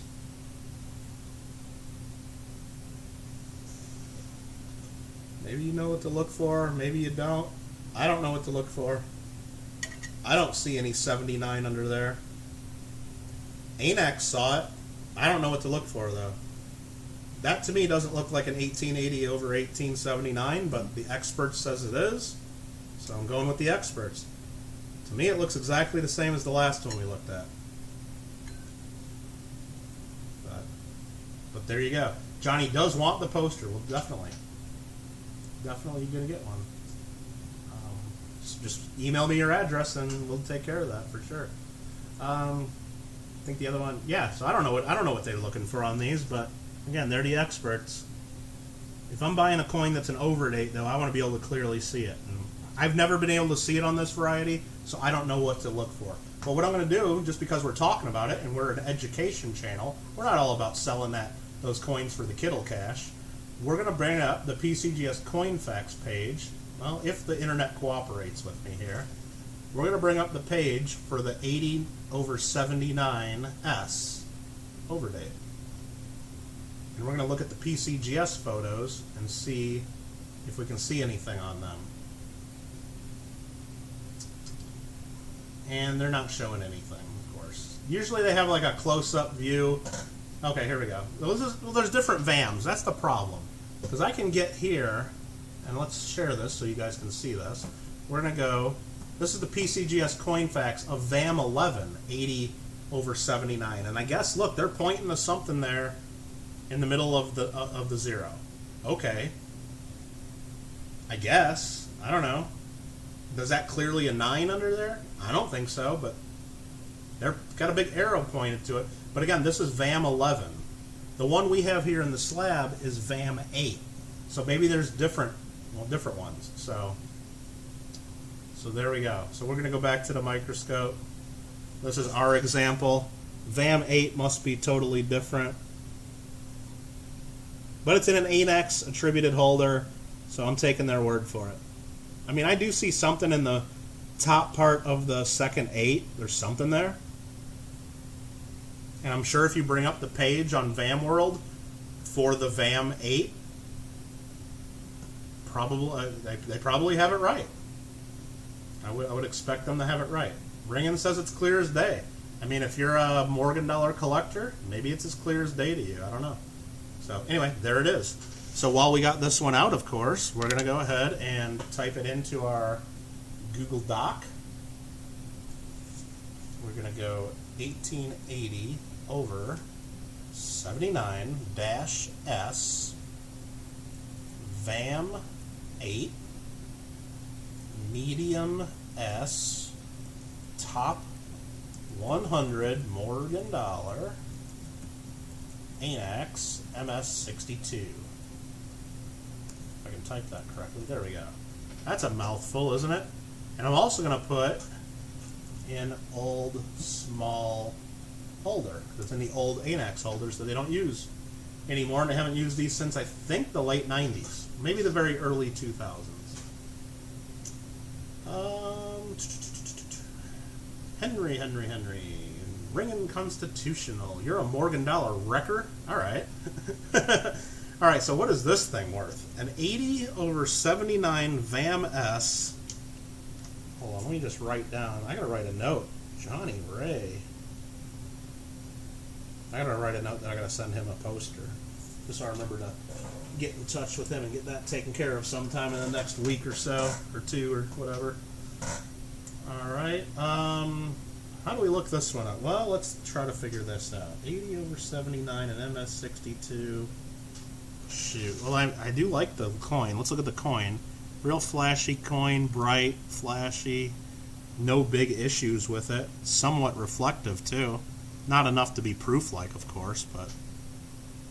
Is it more than an MS62? Yeah, it's right on the line of a 62 and a 63. I don't think it's a clear 63. So I'd say it's pretty accurately graded. But it wouldn't look out of place in an MS63 holder. But what is that worth? I don't know. Let me try to bring it up on the Coinfax there. 89 over S. They got them listed around $100, and they got 110 and 62 for just the generic 80 over 79S. I'm just going to price it at, I wish I knew what I paid for all these. I bought the whole collection all together in one number, so I don't know what I paid for each coin, so just kind of guessing on stuff, which could be really bad. But let me try to figure this out. I think I'm just going to price it at $80. I don't know. That might be too much, it might be too little. I think it's too little. We'll start the bid at $80 on that one. How you like them apples? We also got another 1880S here. Let's just go ahead and put that one in there. I don't know what VAM 12 is, but it could be another 80 over 79. I don't know. So we're going to go 1880S VAM 12. Hit list 40 Morgan Dollar ANAX MS64. And what the hell is a VAM 12? Well, your guess is as good as mine, unless you've looked it up already. Let's go back to the chat. 63s are $150. Well, maybe I priced that one way too cheap. I don't know. That's fine. And I got the wrong window open there. I'm looking at the one that has the delay on it. I know there's a delay on my stream. It's just really not much I can do about that. This is a nice coin, though. Good looking piece. Well, I guess what we could do, again, we're an educational channel. It's only 11:30 at night. We got plenty of time. I'm going to go ahead and bring up the VAM World website. Maybe we can learn something here, right? VAM World Morgan dollars. Let's just see if that brings up the website. I probably should have this stuff saved or something, shouldn't I? VAM World main page. I'm going to go to Morgan VAMs by date. That's an 1880S. I'm going to click on VAM number 12, this one is. Yes. And this is an 8/7 variety. It says it's spiked and a doubled 188. And it's the hit list 40 Morgan VAM. And you guys are wondering, what the hell are you talking about, Kittle? Well, I'm going to go to the screen here. I'm on VAMworld.com. And I guess we should just show how this works. So this is VAMworld.com. You can go over here, click Morgan VAMs by date. Here's all the different dates. We're going to click on 1880S. Here you got some attributions to know how the difference between the different crap they're talking about here. There's 110 different die pairs to look for on these, so there you go. We're going to scroll down. This one's already attributed as a VAM 12. We're going to click on that. So it's 8/7 with spikes and a doubled 188. Okay, so here's marker in the 0 to date. There should be like a little line in there. Okay. Shows you the date permit, a check mark on the left surface of the 8. I guess there's something right there, or right there maybe is what they're talking about. Photos of the mint mark, the spikes. I guess there's spikes somewhere they're talking about. The spikes. I guess it's these little lines on the 8, so we should see that, I guess. Yeah, I don't know. I guess there's a couple little polish lines inside the ear if you're really trying to attribute it. There's one in between the wing and the eagle's neck. Yeah, there's all kinds of ways you can make sure this is a VAM 12, apparently. A polishing line between the N and G of In God We Trust. We should see that. So let's go to the coin, and let's just try to find that right away, because that should be clear as day. I'll bring up my microscope. Is there a polishing line between the N and G of In God We Trust? Well, not that I can see. So, is this not the VAM 12? I don't know. Does it just mean it's a different die state? Oops, sorry about that. Who knows? But I'm not seeing that same line, but could just be the angle we're at too, and the lighting. Let's see if we can see any of that stuff on the date.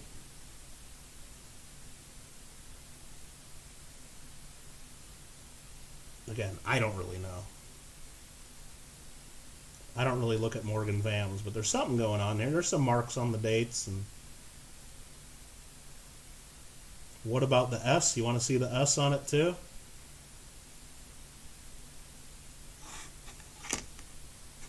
Let's look at the mint mark, the S. The S does match the photos we just looked at on the website. It's got that filled in, like, part of the top, like where it's kind of polished different. That looks like it kind of matches.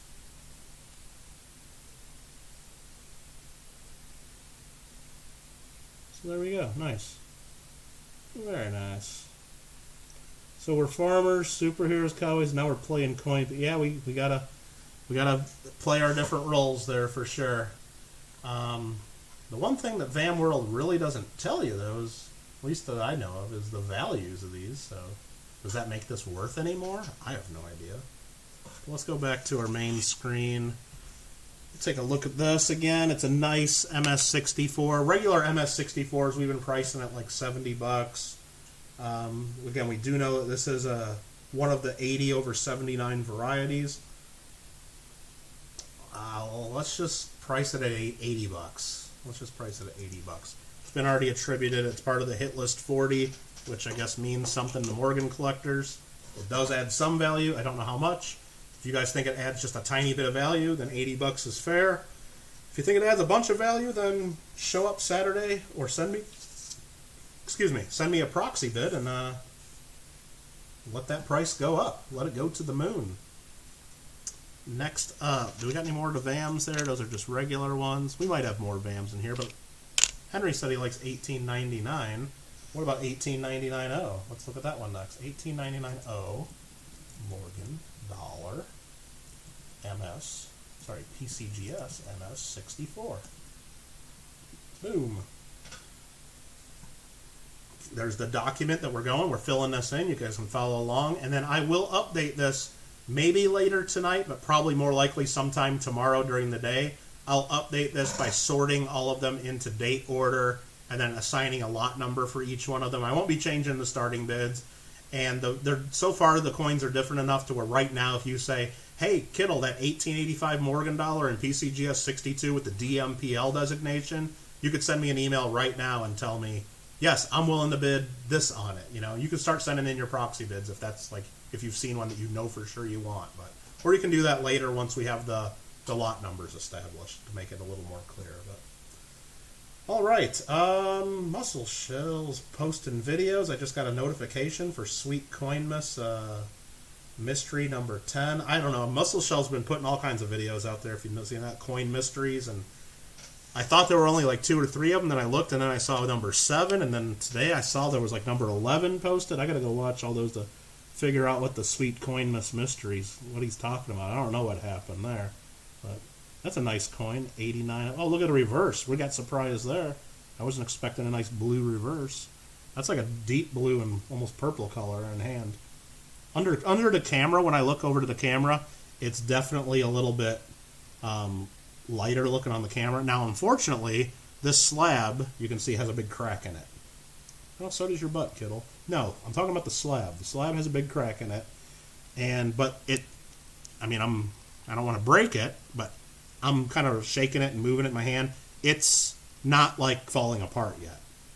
But it does have a big crack in it. So if that really bugs you, then you could get it reholdered, of course. If it doesn't bug you, then don't let it bug you.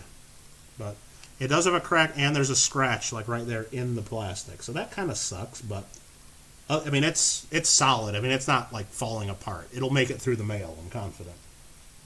I wouldn't let it bother me too much. But that's a pretty reverse. I know that.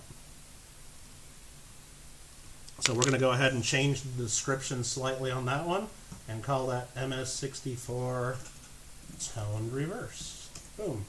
And what is an 1899 O worth these days? Well, we need to check to make sure it's not the micro O, because in MS64 condition, a micro O is worth about 15 grand. So let's just double check to make sure that's not a micro O, and it's not. We can get it under the camera there. That's not the micro O. Sorry. So, of course, it's not worth 15,000 bucks. It's probably worth, we're going to start it at, I mean, just because of that color, instead of starting it at 70 bucks, I'm going to start it at 80 bucks. I think it's worth more than that, but I'm going to start it at 80. You know what? I'm going to lower it to 75 just because the slab has a crack in it. How about that? Just because there's a crack in it, we'll lower it to 70. 75, I mean. 1896 in AU58 we'll go to. Let's go find where I type that. 1896 Morgan dollar PCGS AU58. What you saying bummer about, Henry? Did I price it too high, or bummer about there being a crack in it? Morgan dollar 1896 in AU58. Now that's just a pretty common date, I believe. I mean, it's a nice looking coin. I think it's a pretty common date, though. Let me just double check and look that up. I don't want to be wrong. I don't know all my dates of Morgans. Not like I know like the Lincoln cents or other things. PCGS price guide's 50 bucks on this thing. And I'm going to start it at... I'm going to start it at 40. I'm going to start it at 40. We'll go 10 bucks under the price guide on that one. Always buy the coin and not the holder, right? I wouldn't say always. I wouldn't say always. I spent a lot of money on some coins just because of the holder. That's for sure. Like, I bought a PCGS white label Rattler coin holder. It was one of the coins graded by PCGS in the first week or two that they were open. And the coin itself was only worth, like, I'd say maybe 80 bucks. But I spent 1,600 bucks on the holder. And then I sold it for quite a bit more, too. So, whatever. So, yeah, mostly look at the coin and not the holder. But there are, if you know what you're looking at on the holders, some of them are worth a bunch. PCGS AU55 we got here. So we're looking at the 1887 O in AU55. I mean, the fields on this are pretty much proof-like. I mean, it's just real flashy coin, real proof-like look. Now they don't put the PL designations on the lower grade ones in circuit, but that is probably a proof-like. Maybe we'll get a little bit closer. I mean, you can see my camera right there, pretty clear as day on there. Real nice. Just a pain to send and rehold. It is, yeah. And if it was falling apart, that'd be one thing, but it's kind of a pain. That's why coins like that, Henry, if I had that, like if I was still going to coin shows, like if they let us go to coin shows here in California, I would save that till the next Long Beach show at the end of January or beginning of February, and you just walk it right over to the PCGS table and say, here, I need this reholdered. And they'll do it by the end of the show. And then you just pay the cash right there. You don't have to pay to mail it. You don't have to pay to get it mailed back. And that's easy to get done. You still have to pay for them to reholder it, of course, but the mailing back and forth adds too much to the cost to where it's usually not worth doing it for one coin. But and that's not really a high-value coin anyway, to be honest. So it's just... And you know what? Let me go back, and in the catalog, that was the 1899-0. I put toned reversed. I'm also going to put cracked holder, just so we know which one we're talking about there. So 1887-0. It's a little bit better of a date. It's not a major better date. I know there's an 1887/6 variety. I mean, I guess we could look for that, right? Would we even be able to know it if we saw it? Maybe. Let's zoom in on that thing and go extreme close-up. Lady Kid wants to see it. I'm one step ahead of you. I'm one step ahead of you. Don't worry.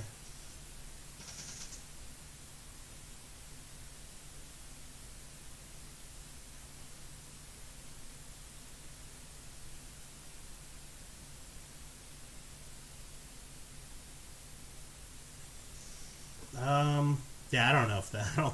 I don't see a clear 6 under there, but if you guys think that's the variety, then you guys can one-up me on that. I don't know.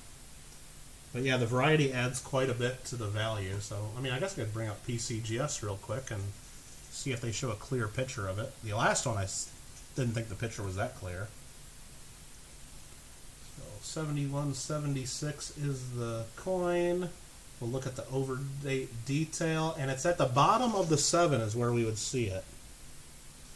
So let's rotate that around and get the light a little bit different on that.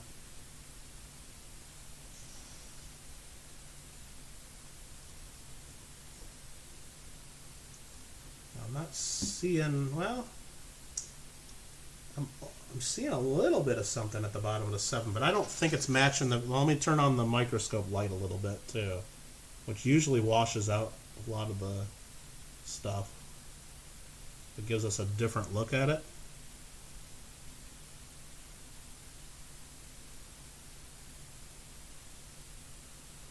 I don't think it's the overdate. But you be the judge of it. I'm going to show you that. It does look like there's almost a little bit of doubling at the top of the 7, though. It's almost a maybe, isn't it? So there's the 887. Now I'm going to bring up the PCGS coin facts and show you what they point at. So here we go. This is PCGS coin facts, the detail of the 1887/60 variety. You can see that listed at the bottom of the screen there. And they're showing a little bit of something out into the field that they say is the bottom of a 6. And the top of the 7 also has a little tiny bit of doubling. It looks like, at least in this photo, a little bit there, a little bit of something going on there. So they said this is where they are pointing to look at, just like it almost looks like a little crack. All right, something right about there where I'm moving my mouse. So on ours that we're looking at, do we have that? I think the top of the 7 looks the same, but do we have that at the bottom of the 7? I'm not really seeing it. Now let me turn off the stupid microscope light that I don't like.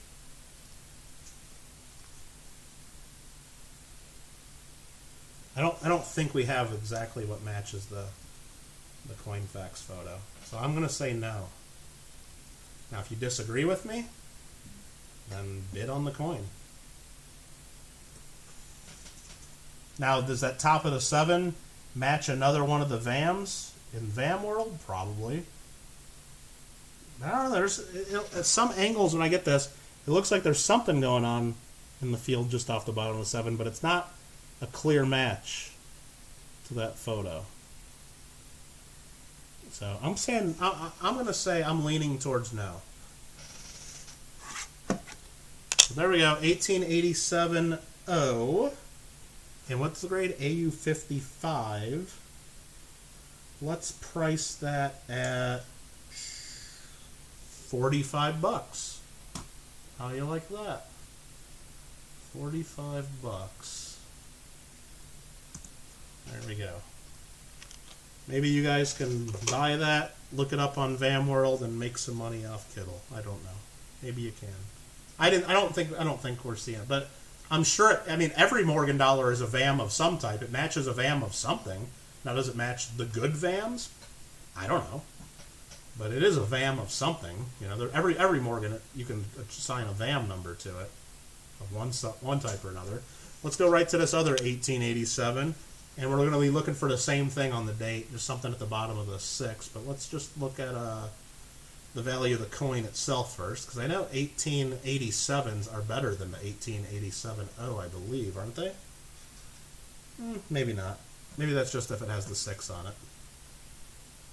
Let's go ahead and type that into the list. 1887 Morgan dollar PCGS AU58. Is the last one on the list. Which number are we on? Now, if you're following along on the list, the last one we just looked at on the close-up was the 1887 O Morgan dollar PCGS AU55. That's this coin right here. That's the one we just looked at under the microscope. That is on the list. I just said we're going to open that bid on Saturday in the auction at $45. So that's the last thing. Now, the last one I just typed in or started typing in is 1887 and PCGS AU58. We have not looked at this under the scope yet. So hopefully that's updating pretty much along, you know, as we do this. I hope it is. It better be. I hope it is. Maybe it is. Is it? Hopefully. Maybe. Hope so. Maybe. All right, which list number? See, I haven't numbered them yet. That's the whole thing. But I guess line number. So the last one we looked at under scope was line number 96. This is line number 98. I will be assigning lot numbers to these later and sorting them by date order. So that's why I don't have numbers on them yet. So let's take a look at the microscope on this one. We'll look at this one pretty quick. We won't spend an hour on it. Again, I don't see a clear anything at the bottom of that 7. Not enough to get me to tell you guys I'm going to charge you a shitload of money for it, that's for sure. It looks pretty good to me. Looks like a regular 87. Looks like an 87. I don't like moving my lights around like that too much because I got all kinds of cords and wires around them, and I'm hitting other pieces of metal, as you can hear. That is not a Joe Durbin silver bell by any means. It's me hitting my aluminum light up against an aluminum copy stand. So that's what's going on there. Keep hope alive.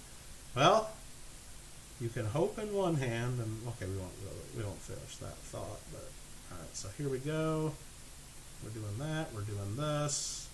We got to go back to the main screen, and we got to look at the coin. Let's look at the coin. Sweet coin miss is what some people would say. This is, again, PCGS AU58, just a nice bright white coin. There is a little bit of wear on it. It does have 2 darker toning spots on the reverse that I don't think look very great, but it is what it is. 1887 and 58. What are we going to price this one at? Let's just price it at 40 bucks. What the hell? 40 bucks. You get it and you can see it. Perfect. Perfect. Visit my channel and check out my redneck camera rig. It's janky. Well, believe me, if some people have asked me to like show like a behind the scenes, like just show like what my setup looks like, and because I mean, I don't know, but is it like, do I really want to do that? I know a lot of you guys are curious, like, hey, what's it look like? Or, hey, what kind of chair am I sitting in? Or where's my computer versus where's my lights and where's my microscope and what's going on? Like, you can see this, but you can't see this over here. So you can't see it because you don't know how many fingers I'm holding up right now. Exactly. But you don't know, like, what is, like, right over here. Like, right over here, do you? You don't know. I know, but you don't know what's right over here either. But do you really want to? Do you really want the Wizard of Oz to pull back the curtain and show you? I don't know if you really want that, okay? I want you to maybe keep some of that mystery, you know, and keep some of the fun. I don't know. So I'll think about it. Now, if people ask me what webcam is this right here, I'll tell you that. It's in my Amazon list, ! Amazon, you can find that. If people want to know what microscope this is, that my fingernail's under right now, that's fine. I can tell you all that stuff. But do you really want, like I said, do you really want the wizard to pull back that curtain? Not sure about that. Okay, we're starting on line 100 now. 1881 O Morgan dollar PCGS AU 58. What's an 1881 O in PCGS AU 58 worth? Well, shoot, I don't know. Probably just going to price it at $40 like the last one, but this is a pretty nice looking coin, too. Definitely a flashy coin, semi-proof like. Beautiful coin. Shoot. Yeah, screw it. We'll just price it at $40 like the last one. That's what we gonna do. Can't handle the truth, right? Yeah, exactly, Rafe. Exactly. It's like when you're watching your favorite YouTubers for years and years and years, and then they say, okay, at so-and-so subs, we're doing a face reveal. And then after you do the face reveal, it's like, well, then now you know what they look like. And it's like, they might not look like what you've imagined this whole time. No, maybe it's totally different in a good way, but I don't know. It just changes things, I think. I don't know. No need to show the cabinets made of gold and gold-plated kitchen appliances. Exactly. Halloween's right around the corner. Use a broken microphone stand, a cell phone, and a broken ruler and a talent mount. So, okay, so for the first... now, I used to do just regular videos. You know, if you look at my channel, I've been doing them since like 2012, where I would just rotate the coin with my white gloves, flip it, and play the music, right? I've been doing that for...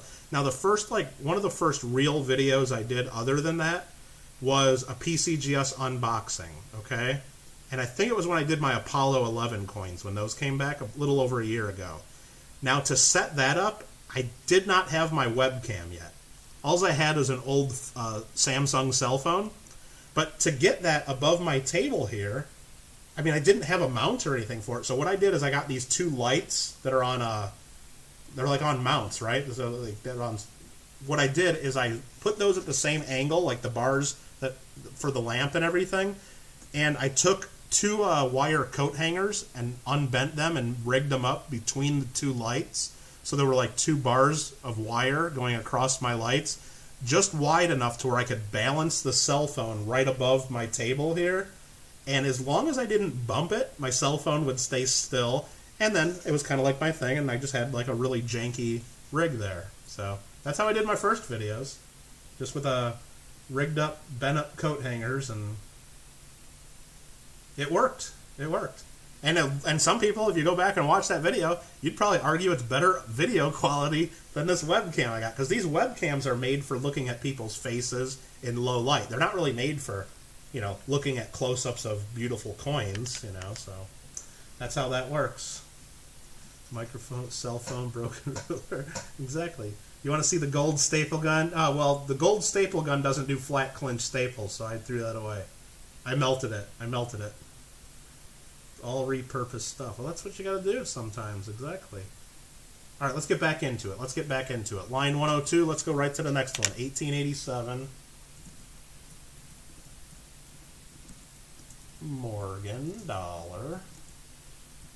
NGC MS64. And it's a nice bright white coin in the edge view holder.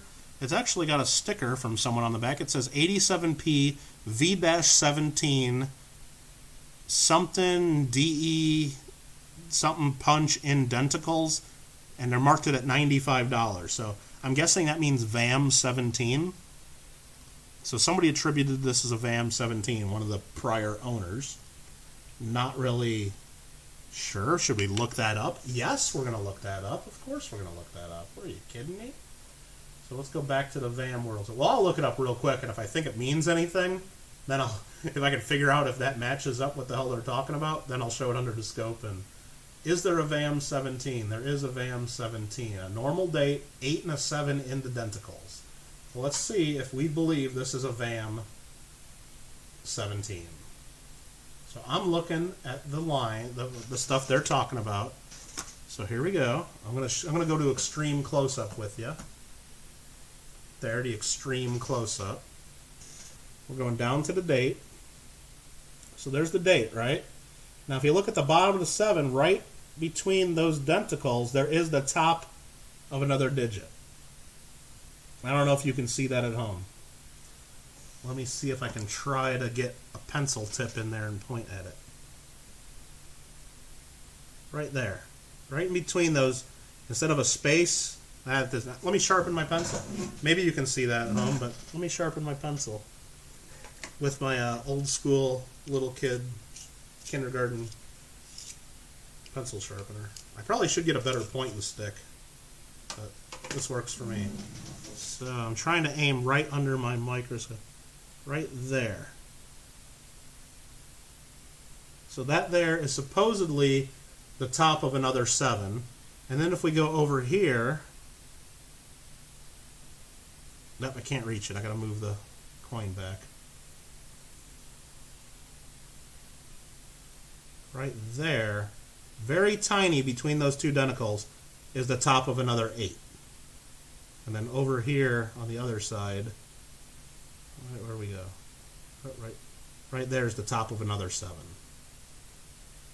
So supposedly, that means that's the VAM 17. So I'll add that to the description because I think that's what it is. I mean, it's pretty, it seems like it to me. You don't agree? I'm going to put that, I'm going to add that in a note. So I'm going to say possible VAM 17, just so it's clear when you guys are watching this and looking at the list later that the VAM 17 is not marked on the holder. I just want to be clear about that.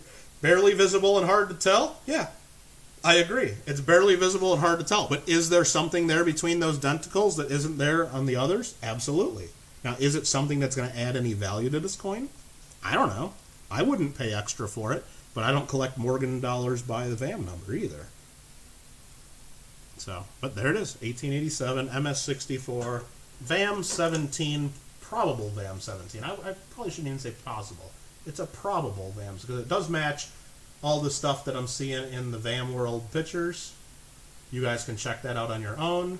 Barely visible, hard to tell, absolutely. What is it, Michael? There's something that's been really bothering me. If Jimmy cracks corn and no one cares, then why is there a song?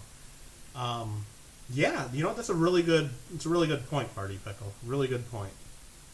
Hadn't really thought about that one too much, but not sure about that. So let's see. What are we gonna price this one out at? What are we gonna price this out at? So it's a VAM. So normal MS64s, we've been pricing what, around $70? You know what? Let's price it at $70. I don't care if it's a VAM 17. Maybe you care. Maybe you'll bid it up. I don't know. But maybe you'll get something good there. I don't know. Who the heck knows? I don't know. I don't care. I don't care, Pickle. I don't care that Jimmy cracks corn either. So I really don't. So barely visible, Kittle LOL. All right, next up, we're starting to get down in this pile of Morgans. Let's move these around a little bit. How about that? Let's make more piles. Let's see if there's anything really cool in here, huh? Bunch of coins here. Bunch of coins. Maybe there's. Oh, look at that. There's a VAM O over O. Ooh, and here's a toned one. Let's put those on top. Ooh, here's a toned coin. Let's look at that one coming up. There's some more toned ones down there. There's all kinds of fun coins in here still. Oh, here's another proof-like one. All right, we're having fun. We're having fun. What do we want to look at first? Anybody? Anyone? Anyone? Bueller? Let's get these two out of the way since they're kind of under my microscope. 19040.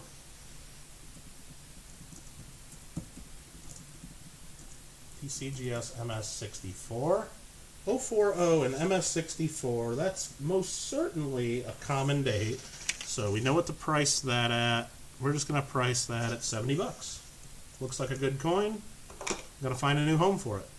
Next up is this one here. This is a 1877. We've had a couple of those.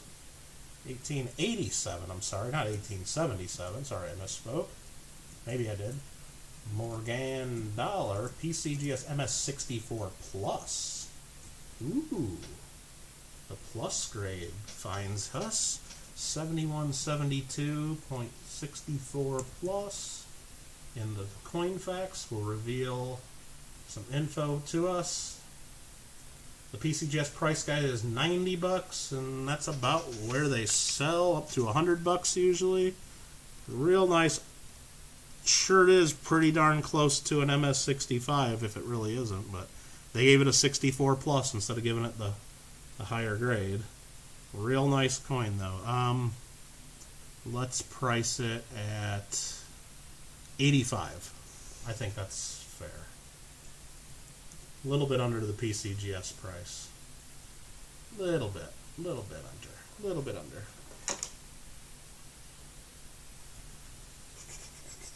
What's next? Let's get this one out of the way because that'll clear a pile away. 1921 Morgan Dollar PCGS MS64.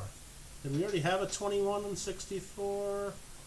I know we had a 21. The 21 was an MS63, so this is a 21 and 64. The 63 we priced at 50 bucks. This one we're gonna price, I don't know, 60 bucks. I don't know, something like that. 60 bucks. Sounds about right. Sounds good enough to me. Again, if anybody wants to jump ahead and look at any, like those of you guys that like toning are like freaking out about this one right here, I can tell already. Those of you that want to see more VAMs are like, what? What's a VAM 4/0? It's like, so I know like some of you guys might want to jump ahead, but I'm not going to do that. You guys like proof, like coins, you're like, Kittle, let's look at that one next. But I don't know. I don't care. I'm going to go to this one next. 1881-0. Morgan Dollar NGC MS64. And that's the 81-0. And that is, that makes actually, that's a better one. That's not a common date. Not an MS64. Not a common date. I'm going to pull up PCGS coin facts and see where that's at. Lady Kid's checking out some docs. Okay. Let me know if there's anything I need to fix in my docs. Let me pull up the price guides on this one because I want to get this one right. I can't sell this one too cheap because that is a little bit better of a date. So an MS64, the PCGS price guide is $185. And it looks like NGC examples usually sell in the $130 to $150, even though the last one at Goldberg auction in September went for $180. I'm going to go ahead and list this one at, well, let's see, what is it at here? Let me look. I'm going to price it at $125. I think that's lower than the going rate if you were to try to get one somewhere else. What docs are we checking? I only got the one doc, right? I think so. Let me check this out. Catalog, and then I'll go doc. I think those bring up the same thing. Unless Nightbot took the rest of the night off. View the auction catalog here. View the auction catalog here. I think those go to the same spot. They're supposed to, at least.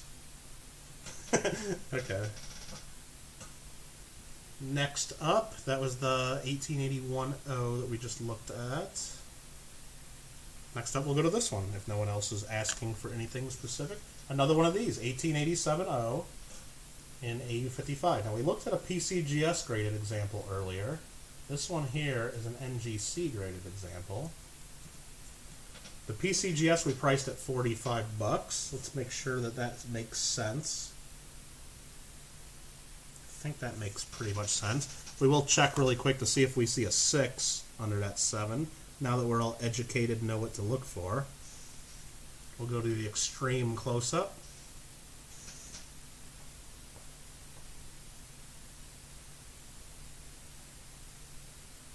I'm not seeing anything obvious. You guys are like, Kittle, keep the damn thing still for half a second. Maybe I'll be able to tell you.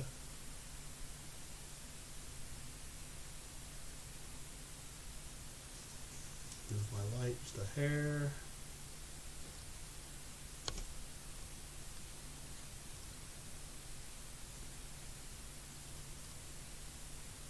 Not enough to where I would call it a 7/6 like the pictures we looked at before. So we'll get back out of there. We'll get this coin out of here. Again, that's the 870 NGC AU55. That's line, so far it's line 112 on our spreadsheet. It's a nice looking coin. Pretty flashy too. We'll start it at 45 bucks just like the other one. Why not? We're getting to it. We're getting down to it. Not that many left. There's probably about 12 left or so, I would guess. Just a random guess there. What other documents is Lady Kid Nichols finding? Wouldn't we all like to know? Let's look up this VAM O/O. How about that? 1883 O. VAM 4 O/O. Top 100. PCGS MS62 in 30th anniversary green label holder. Beautiful. Now I'm going to look that coin up. This is 133897.62. The VAM 4 O/O. MS62. It looks like these sell on average for between 60 and 80 bucks, that kind of range. Okay. And it says it's an O/O, doesn't it? So let's take a look at this. Again, it looks just like a nice silver dollar. No big issues with it. We'll take a look at the mint mark together. They say it's an O/O. That means we need to bring up the extreme close-up, which we'll do right now. And sure enough, there's something in the top of that O, isn't there? Which they're calling an O/O. I can buy it. I can buy that. There's something there for sure. If that's what they want to call it, I'm not going to argue with them. But there you go. The VAM 4 O/O. You can check that at home and look it up on VAM World or in your books if you want to match that up. Looks good to me.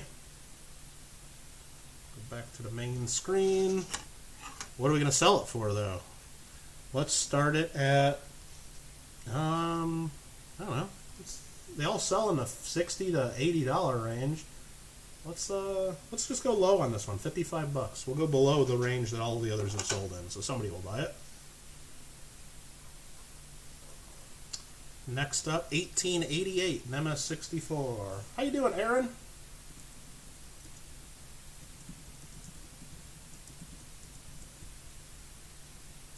I didn't put Morgan dollar on that one. Uh-oh. Morgan dollar. There we go. Make sure you guys know what we're talking about there.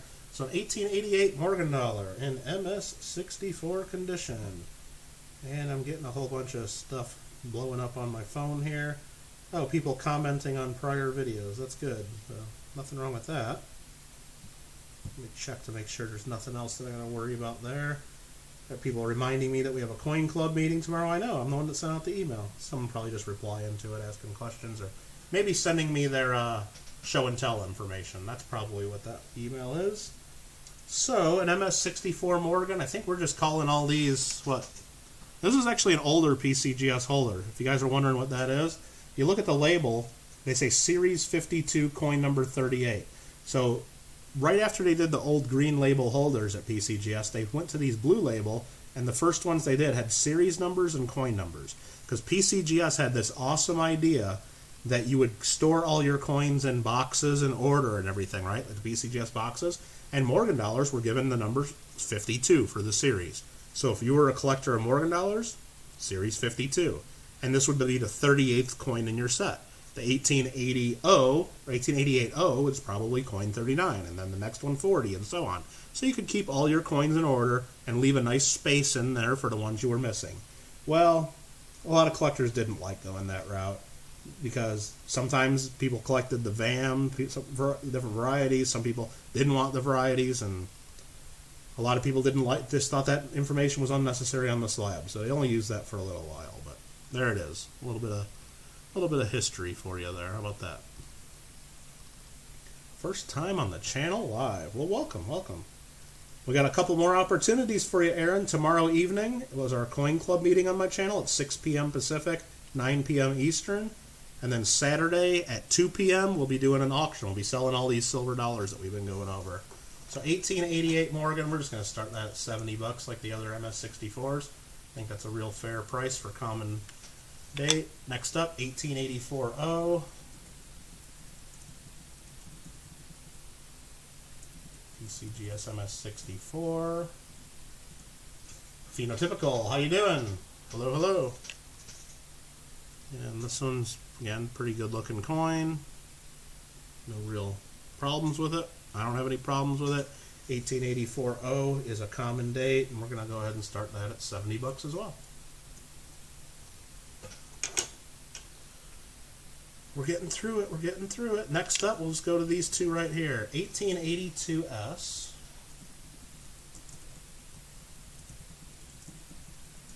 PCGS MS64. That one is, let's take a look at it. It is toned. It's got some nice color to it, too. A lot of purple color to it. Oh, and the reverse is like fully toned. Again, it looks better than you're probably seeing under the camera. I'll have my better camera plugged in for the auction. It'll show the color a little more accurately, but that's pretty nice. Anyway, 1882S, we'll add toned to the description of that one, just so we know. Let's see. We're just saying hi to each other, waving hands at everybody. That's always good. Hello. 1882S, let's just start that at $70 as well. What the hell? 1886 Morgan dollar. PCGS MS64 Plus. Beautiful. 64 Plus. That one, I'm pretty sure we're going to price just like we priced the other one. Probably around $80–85. Let's just look it up to make sure it's not one that jumps really big to the next grade. I don't think it is. So 64 Plus, price guide's $90. And they sell it for a little, let's just price that one at $80.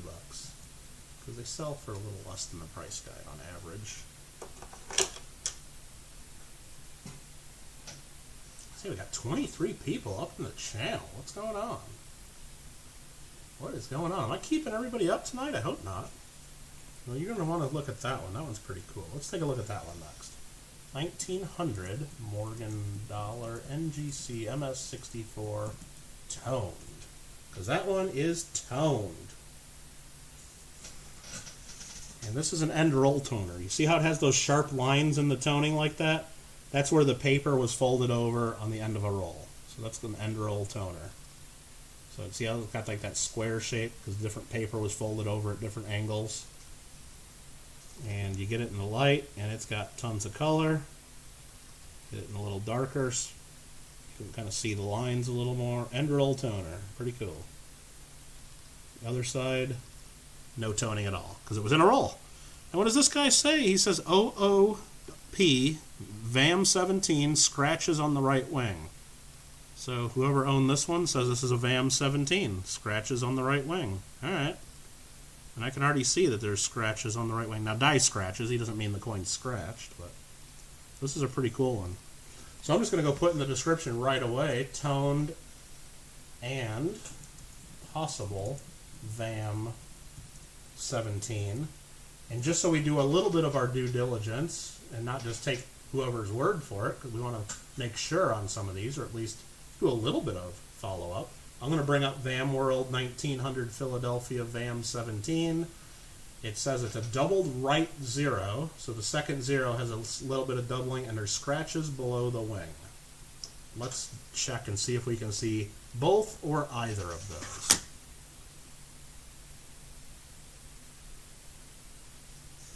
So there's the date. We're going to go bring up our extreme close-up. And at the very top of the second 0, there's supposed to be a tiny bit of doubling. Are we going to be able to see that? I don't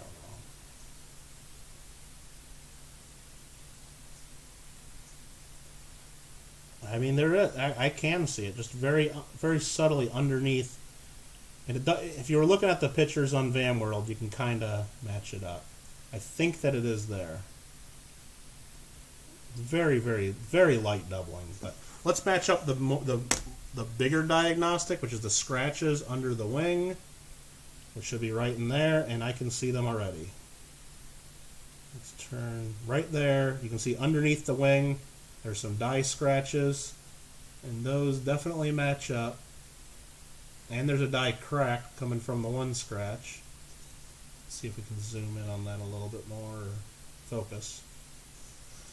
So that's that. That's the die scratches. You can see them highlighted right there. And just so you can see what the heck Kittle's talking about, we'll go to the VAM World. Right here, those are the die scratches we're looking at. You see 1, 2, 3 main die scratches, and then a crack coming down right there. We go back to the microscope, and you can see those same 3 scratches. And you can even see another one highlighted a little bit down the leg, coming perpendicular off the leg. That one right here, that line is right here as well. So that line right there, you can see on the coin we got, it's kind of highlighted in the light. So pretty cool. Pretty cool. So that one I do believe is the VAM 17. Whoever went through these originally kind of knew what they're talking about, it looks like, and did attribute that. They say it's worth $100. I'm not sure if we're going to go. I mean, the color on it is pretty cool, though. I mean, the obverse toning, the end rail toning, is worth a premium for sure. So instead of calling it the $70 like we've been calling all of our other MS64s, I'm calling this one $75. I want at least an extra $5 for the end roll toning, even though I know if I get a good picture with my camera, I could get way more than that. So that is how I price in that one. So Amanda's not a coin collector. She should have listened and learned more growing up while you had the master in the house. Oh, whatever. Whatever. Crazy smart and fun to listen. Well, I wish you thought that when you were younger. You sure didn't think that when you were a kid all the time, but that's okay. Alright, let's spread these on out and see what we have left.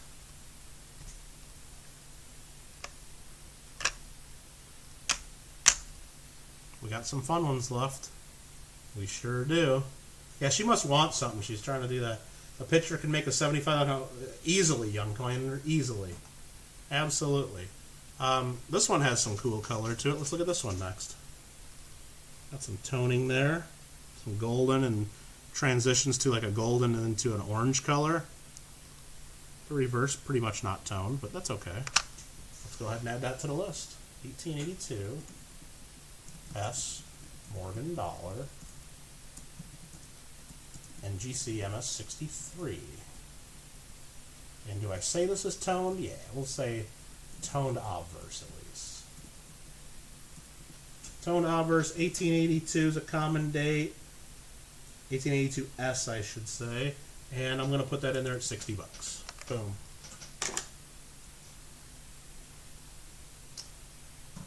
Forgive her, Sensei Kittle. Yeah. Alright, let's add a few more lines to this spreadsheet because we might need some more. Next up, we'll just keep going in order here. Go to the 1902 and make some more room for these, and then that there. Perfect. 1902 and AU53.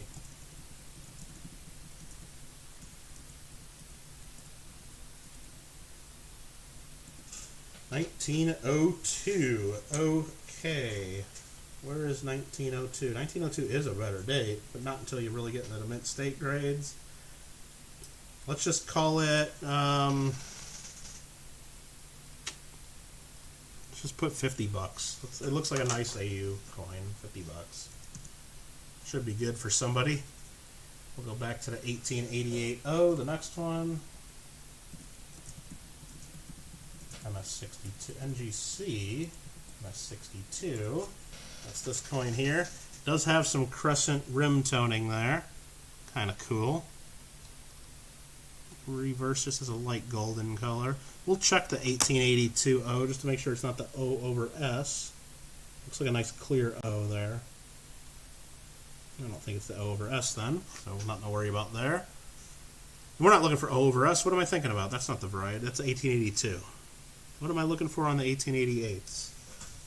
I know there's some different VAM varieties, but I don't know all of it. I know it's the Hot Lips double die obverse. It's not that. That you can see a mile away. So maybe there's nothing I'm really looking for on that one. Okay.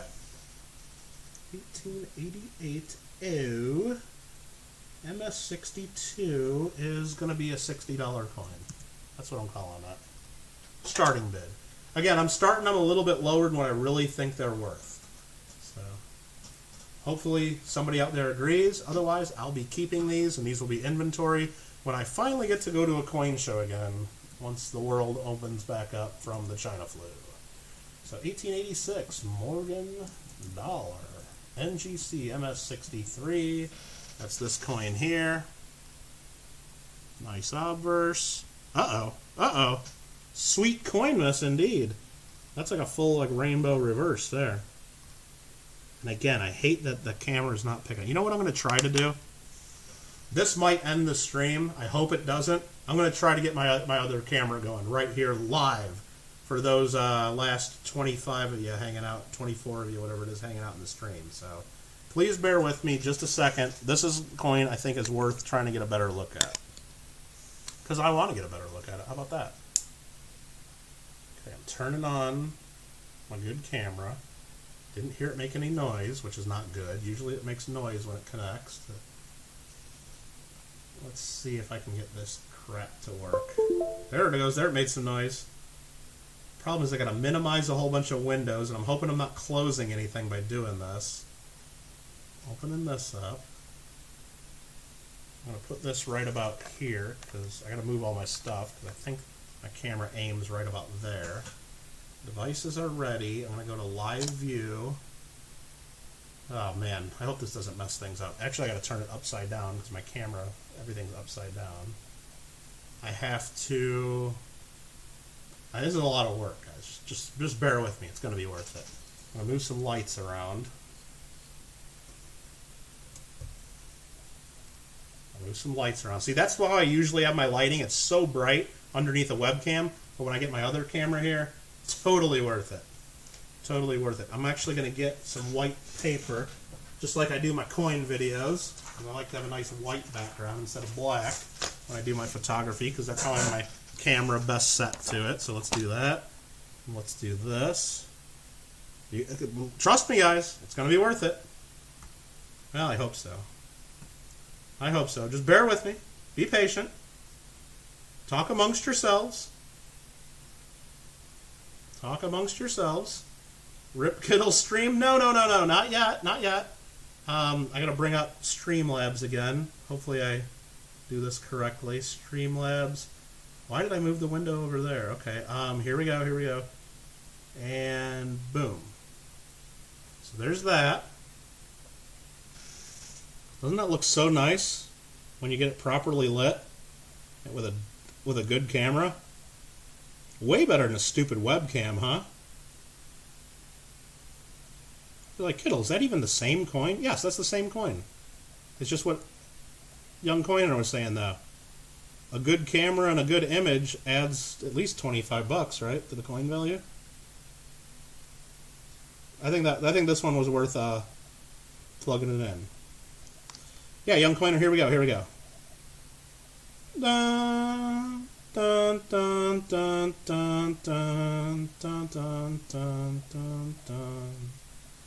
Dun, dun, dun. Dun, dun, dun. Dun, dun, dun, dun, dun, dun. Dun, dun, dun, dun, dun. Dun, Dun, dun. There you go. Gymnopédie, number 3 by Eric Satie. Very good. Oh, you were asking what the grade and year to coin is. I thought you meant the name and year of the song. I believe it's the late 1890s for the song that we were going on. But we'll go back to our main screen. And you see, look at how different it looks under my webcam. I just, look at webcam, good camera.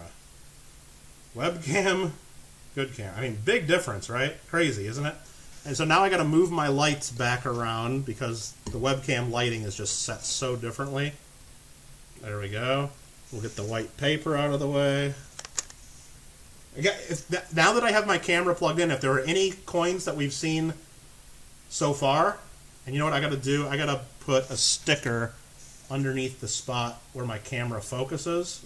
Just happen to have a nice Kittle Got Game sticker handy. And you know, actually, I got to turn this upside down because that's the way the camera looks. Just so it stays focused and doesn't go crazy the whole time.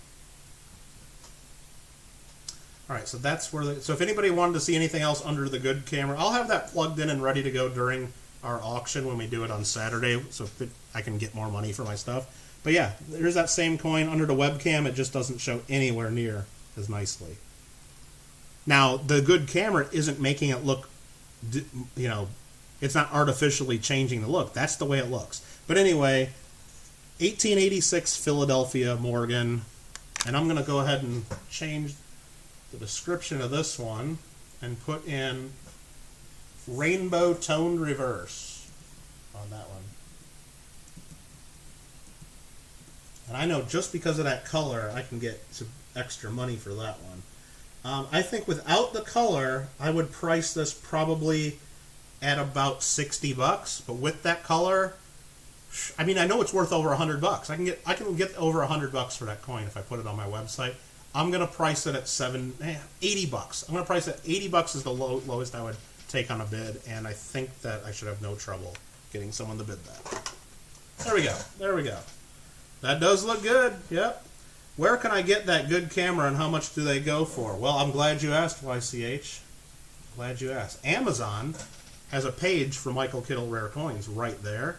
And if you look at cameras and streaming equipment, the camera I have is the Canon Rebel. I believe the latest model is on there. The camera body itself goes for $300-400. The lens is the Canon EF 100mm 1.28 L series IS lens, 100mm macro, and it goes for around $750 to $800 for the lens.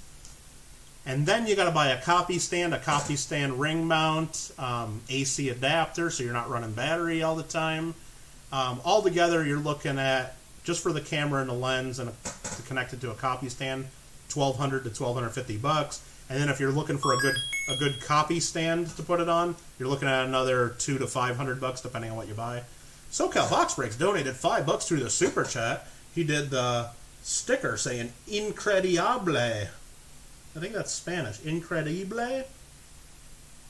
Incredibly?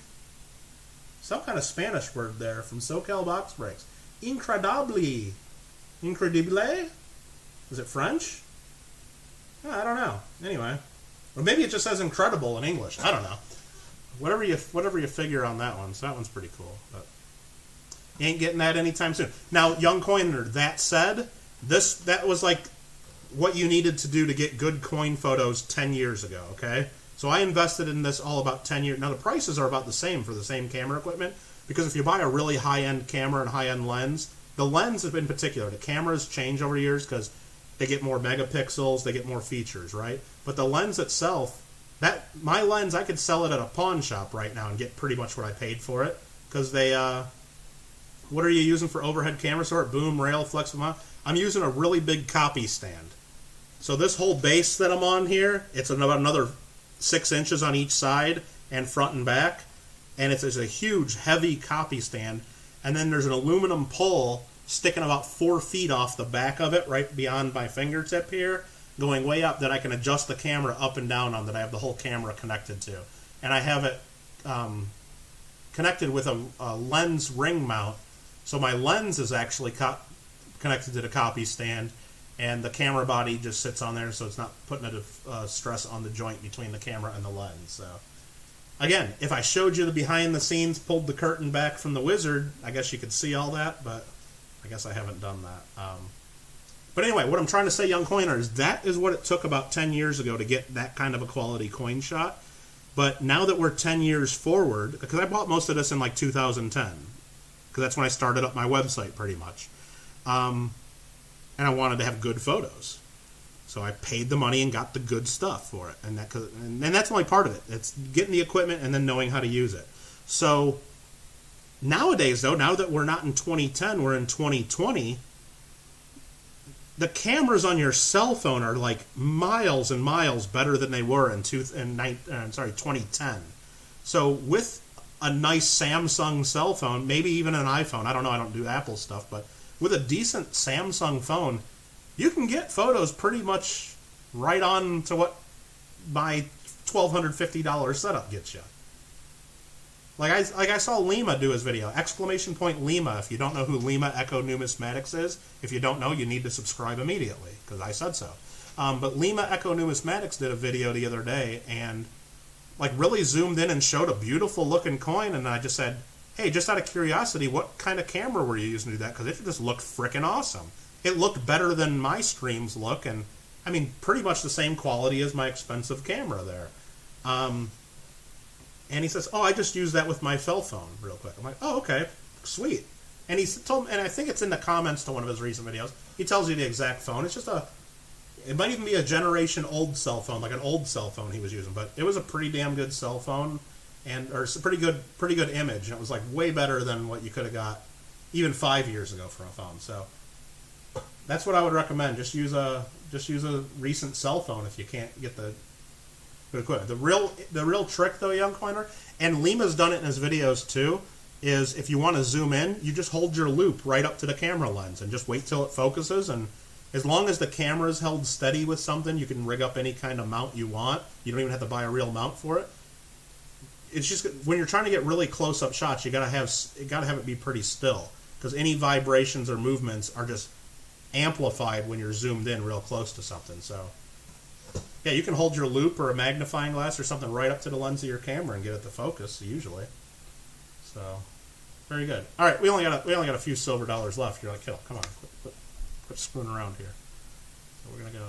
We just got really excited by that beautiful one that I can't believe I just put that on my list for $80 starting bid. I think if I get a good picture of that, I could sell that for $150, no problem. And it wouldn't be that hard to get a good picture of it. You just saw me rotating it under my camera real quick. It wouldn't be hard. Yeah, 125, no problem. 150, if it was an MS64, I'd get $200 for it. But so 1921 Morgan dollar NGC MS64. But that's just a starting bid. I don't think it's going to sell for 80, because I'll make SoCal Box Breaks run it up and probably pay more than $80 for that one. Because he'll buy it for, if it only goes for 80, 85, $90, he'll buy it for 80 or 85 or 90, and then he'll just say, Kittle, keep it and put it up on your website, and it'll be a consignment that he owns, and then he'll own it, and I'll sell it for 150, and he'll make all the money. So yeah, MS65, yeah, it would be a $300-400 coin with that kind of color, absolutely. Now, if that color was on the obverse, you'd double that number, because obverse color on Morgans is worth twice as much than reverse color. It's just the way it is. So 1921 in MS64. What do we do with that? What did we do with that one? Let's go. We had a couple 1921s. We already had a 1921 in PCGS 64. This is an NGC. We did the PCGS at 60. Let's do the NGC at $55. What the hell? 1883 Morgan dollar. NGC MS62 PL, meaning proof-like. It's got the proof-like designation, and you can see that. Now again, remember, now that I got my fancy camera plugged in, anything on that list that we've already looked at, if you wanted to see under the fancy camera and get a close-up, let me know. Otherwise, we can do that on Saturday as well. This is a nice coin, though, let me tell you. 83 and 62 proof-like. We're going to have to look up what the hell a 62 proof-like's worth, but let's try to figure that out. So I'm going to go to Coinfax, 83 O's. 83.0. I'm going to switch over to Proof-like. Now 83.0 in and of itself is a common date Morgan. So we know what a regular 62 would be worth, but what is a 62 PL worth? It looks like price guide's around 90, 62 plus 95, 63, 125. Let's just price it at a good old, let's figure out a good number. What is a 62? What would I do a normal 62 at? That's what I should start with. A normal 62 I'd price it probably 50, 55 bucks. So 62 PL, let's just go 65 bucks. That's fair. Next up, 1878S, first year Morgan. ANAX AU 58. Now the 1878S is a little bit better of a date. And we're going to price it at, I'm thinking 50 bucks. I think it's worth every penny of that, and it's got a pretty flashy look to it too. Nice coin. Okay. Next up, 1887S. Morgan Dollar ANAX MS63. 1887S. What's that one going to be? That's a better date. That is actually a really good date. So, let's bring up my PCGS coin facts. Look up that one. 1887S. We'll know what the PCGS numbers tell us in just a second. Now, this isn't a PCGS holder. So, PCGS MS63 and the price guide's $240. Now, auction prices go anywhere from $220 up to like $320. There's a pretty good range. Henry's like, we need to look at this one. Yeah, we do. Yeah, we do. All right, let's see where we're going to price this, though. Actually, let's look at it first. So, we're going to do a quick look here. It's got nice luster. It's got a few hits on it, but that's a 63 for you. It's definitely mint state. I agree with that. Do I agree with the MS63 grade? I think there's an argument that it might be really a 62 if you tried to call it a PC, if you sent it to PCGS. But it's in a 63 holder. If it was in a PCGS 63 holder, would anybody complain? Probably not. But is it a guaranteed crossover to a PCGS 63? I wouldn't guarantee that. Wouldn't guarantee that with any coin. But let's go ahead and give Henry the close-up good camera view too. We'll move our lights. Since we're talking about a couple $100 coin, we will switch to this.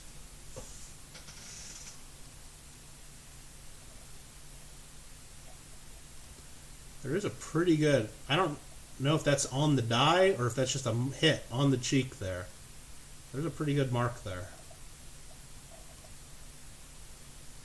Other than that, it's got a little bit of rim toning, a little bit of purple color.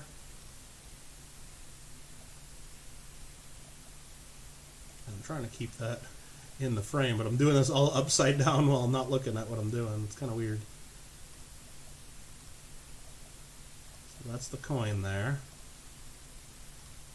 I'd lean towards calling it a 62 under PCGS standards.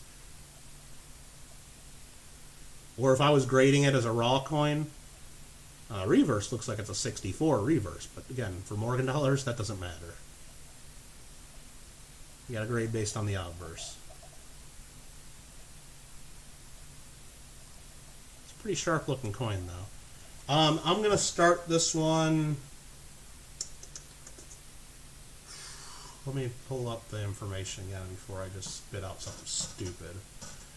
Let's see. Let's minimize that again. I got to bring back up the price guide. So PCGS calls MS63s 240 bucks, but they really sell. There's one that sold for 204 actually in June, but there's also one that sold in September for 312. So huge range there.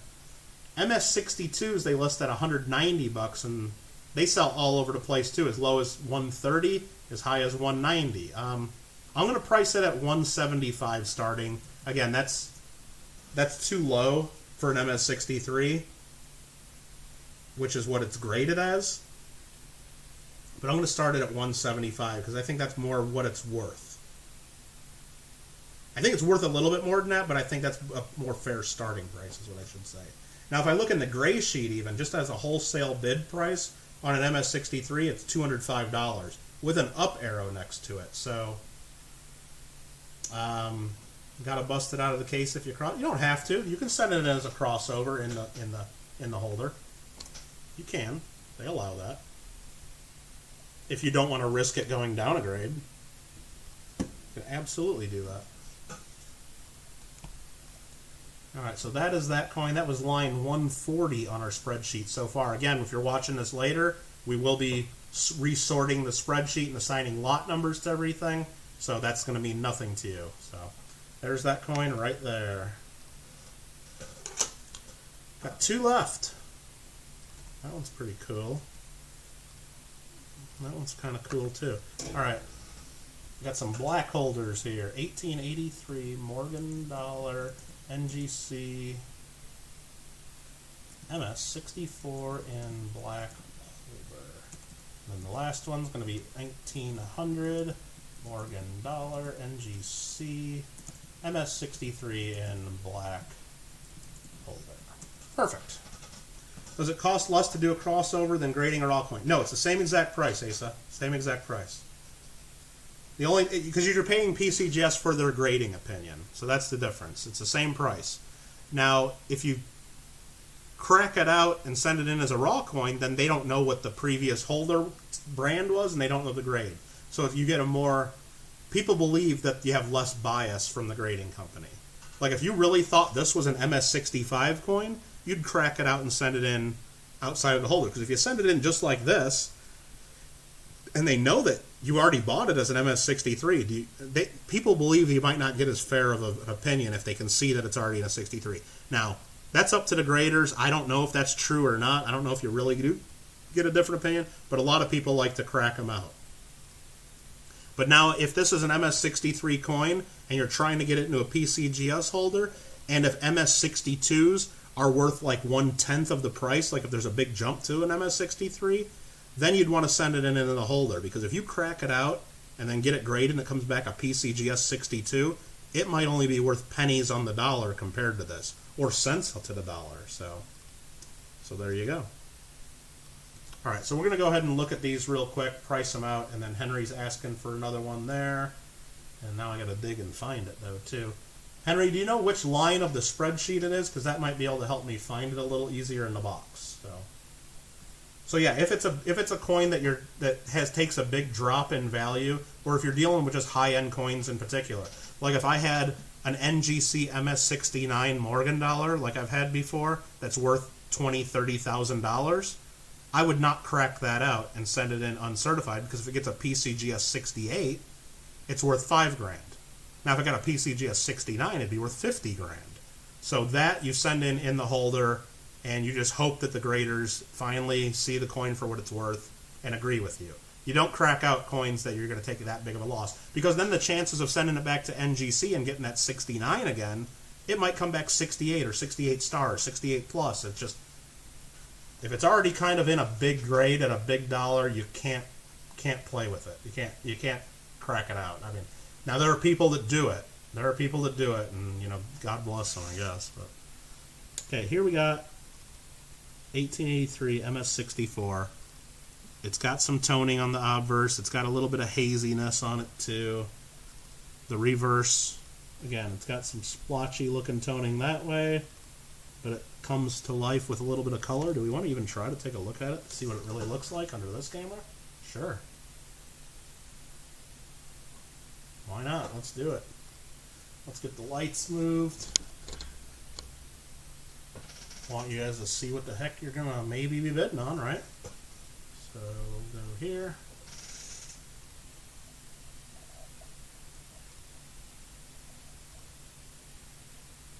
So there is some color in that deep toning if you get it just to the right. Like look over there in the word United there. It's like full on green, purple color. If you turn it this way, or you get it right at the wrong angle, it's just pure black, you know. So there is green and purple color all throughout this if you get it tilted in the light properly. It's pretty cool. But if you just set it down flat without tilting it, it all kind of looks the same. But it's a pretty color. It's a pretty coin. And of course now I'm going to wait for this to focus again. That's what sucks about that camera sometimes, is real slow focusing. So we'll go back to the other screen and try to figure out what this is worth. That's an 1883 in MS64.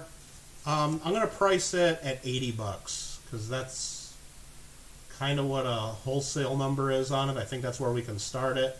Even though there is some toning on it. We'll go back to the screen now that the focus is back.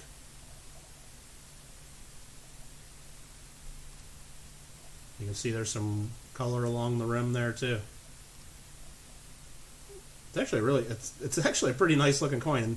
And if you like original coins, and this is about as original as they come, you know, that's the way it came, you know, not been messed with at all.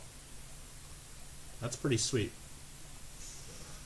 Alright, we'll go back to the main screen there. We'll go back to this. We'll type in, we'll just start that one at 80 bucks. I know I got my lights super bright still. We'll go on to this last one. This one, it's got nice toning. We'll just go ahead right to the good camera.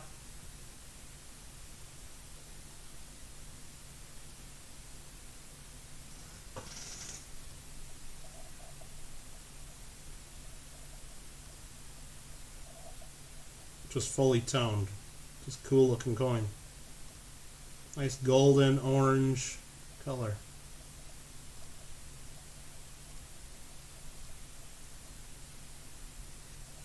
And this one here is graded MS63. And the reverse matches it. 1900.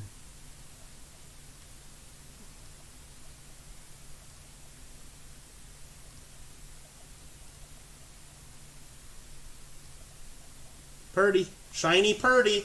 Everybody type in Shiny Purdy if you like that one, right? Okay, so now we can move the lights back just for a second. You know, I know we're going to be finding line 138. Okay, that's not too far back. We'll find that one for you. Let's go ahead and price this one out real quick, though. That one there was a 1900 in MS63. Let's just fire that one onto the list at 60 bucks. That's what we do in all the other MS63. So you get the toning for free on that one. You get the toning for free. Alright, that's what you do. You contract some gaming company to make sure the pop reports are adjusted accordingly. They never do that. The pop reports are so far off on everything that it doesn't even... Unless you know you have a pop 1 coin, then it doesn't even matter. It's just... They're just so far off. Population report, lady kids, so you can look up any coin to see how many of each grade there are. So if you have a really high-end coin, like an MS69 Morgan dollar, you'd want to put in your auction description, hey, it's a population 2 coin with none graded higher, meaning there's only 2 of them that have ever been graded MS69. And then that's important. Now, if I look up a population of like an 1881 S Morgan in MS64, that might be a pop 50,000. There might be 50,000 of them in that grade. Or maybe there's 200,000 in that grade. Then that number is meaningless and nobody gives a shit. But if you have a really low pop high-end coin, especially when there's none graded higher, that matters. So, Purdy, with recognition software so advanced, how long do you think it'll be for computerized grading? Never. Never phenotypical. Not in our lifetimes, at least. Because grading is subjective. It's not an exact science. Now, a lot of collectors think about that early on, like, hey, you know what? If I buy, and we're going to try to find that coin for you, 138, that's this one here. If I buy an AU58 Morgan dollar, then that means it has a certain amount of marks, a certain amount of wear, and a certain strike, to where if I crack that out, put it in my album, and then wait 20 years and send it back in, it should automatically get an AU58 again, because, I mean, I haven't done anything to the coin. It's not changed. No. Grading is totally subjective. Now, it's not totally subjective. That's wrong. If you go to PCGS, they even have videos on it about how to grade. Now, grading is based on the strike, the number of marks, the luster. There's all the kind of different factors that go into the overall grade of a coin. One of those things is eye appeal. So you can have the same coin that has a big spot right here. Just now, it won't be something growing on the coin damaging, just a big black toning mark, right? That coin won't be an AU58. That coin will be an AU50 or a 53. But without the big black spot, it's an AU58. Because one has good eye appeal, one has negative eye appeal. That is part of your grade.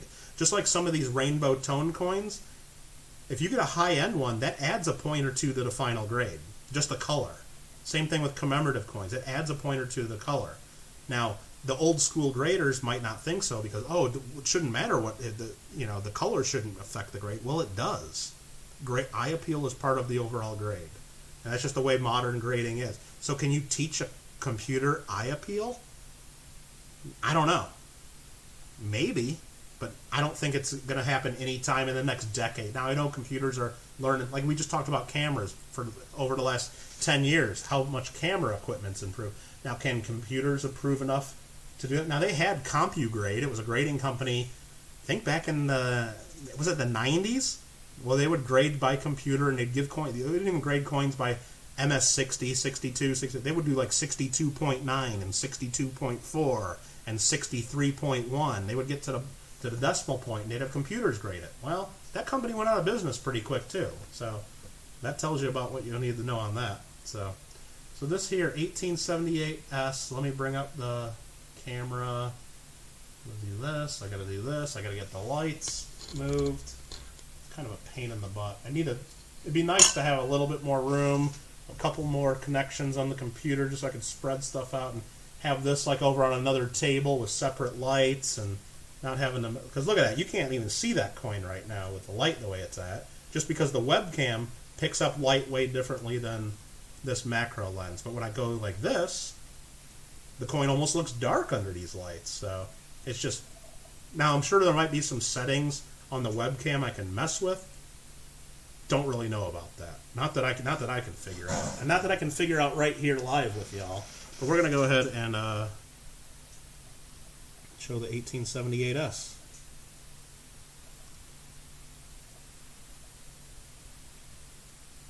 So it's got a lot of hairlines and marks in the field because it does have like a little bit of a proof-like look to it. So anytime you got that going on in the fields, every little mark shows when the coin's kind of flashy. But it's just, it's not a mint state. It's an AU58, so it's going to have some marks on it. So there's the obverse.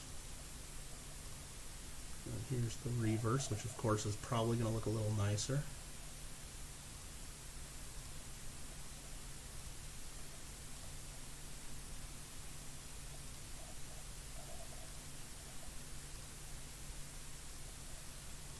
There you go. Let me know if you had any other questions on that one, Henry. Well, not only that, computer grading, I mean, a lot of dealers wouldn't like that because a lot of dealers make their money by getting coins regraded and upgraded, or switched from an NGC holder to a PCGS, or from an ANEX to an NGC, or all over the place, or by cherry picking and attributing coins. So a lot of dealers make a lot of money that. So if the dealers knew the grade was fixed because a computer's looking at it, it would put a lot of dealers out of business, basically. Or they would go to other grading companies where they would still have a chance because they know, hey, look, that coin has way more. Like I've said it a couple times tonight. I said, wow, this coin looks way better than an MS60 or an MS62. And I'm probably right. I've looked at enough coins. I know about grading. I mean, don't need to celebrate it too much, but I've won a grading competition at PCGS. I kind of know how to grade coins. So I'm probably right that some of those coins I talked about should get upgraded. Now, is it financially worth it on those coins? Probably not. So I'm not going to do it. I'm going to sell them as is. But there's dealers out there looking at coins in auctions that go for thousands of dollars where a 1-point upgrade makes them thousands or tens of thousands of dollars.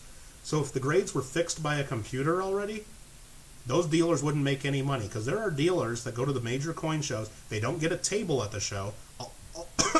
All they do is go to auction lot viewing, pick 10 coins, let's say, that they think are undergraded, and they overpay for them in the auction. They win them at whatever they take.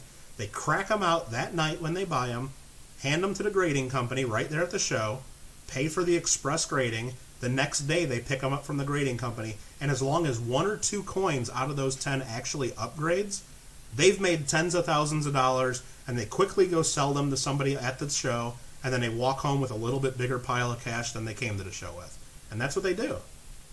They'd put those dealers out of business, and they wouldn't use the grading companies. So I don't see it happening anytime soon.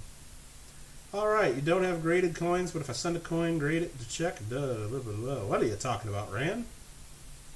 To check if it's genuine. Well, that's another reason a lot of people send coins to the grading companies, right? It's not just about for selling. Well, it's about it for selling, because you're getting it.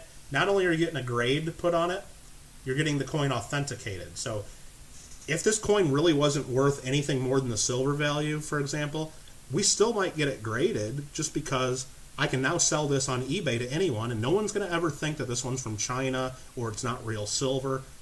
Now, on a Morgan silver dollar, it doesn't matter as much, but if we're talking gold coins, you need pretty much any gold coin certified these days because there's so many fakes out there, and to sell, or to buy and sell them online, you got to have them certified. Absolutely. No big mill fingerprints on that gold coin, is there? No siree. No siree, is there? Was there any fingerprints on yours? No? Speaking of fingerprints on a big mill coin, let's take a look. Let's take a look to see if I got any fingerprints on my big mill gold coin.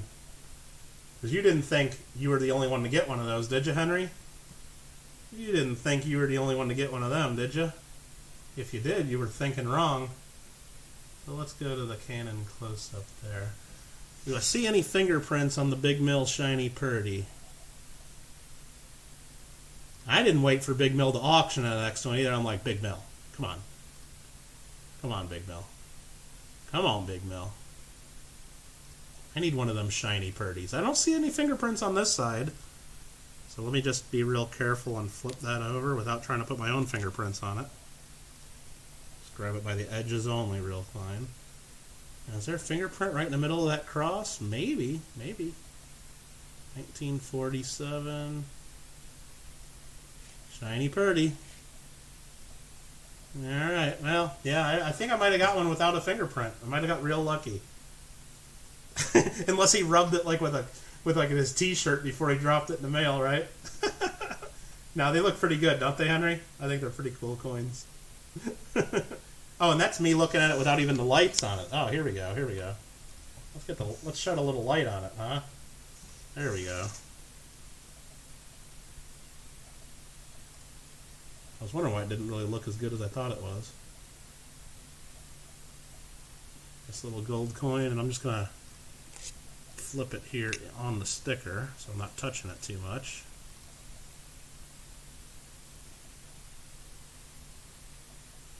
Yeah, these are pretty nice coins.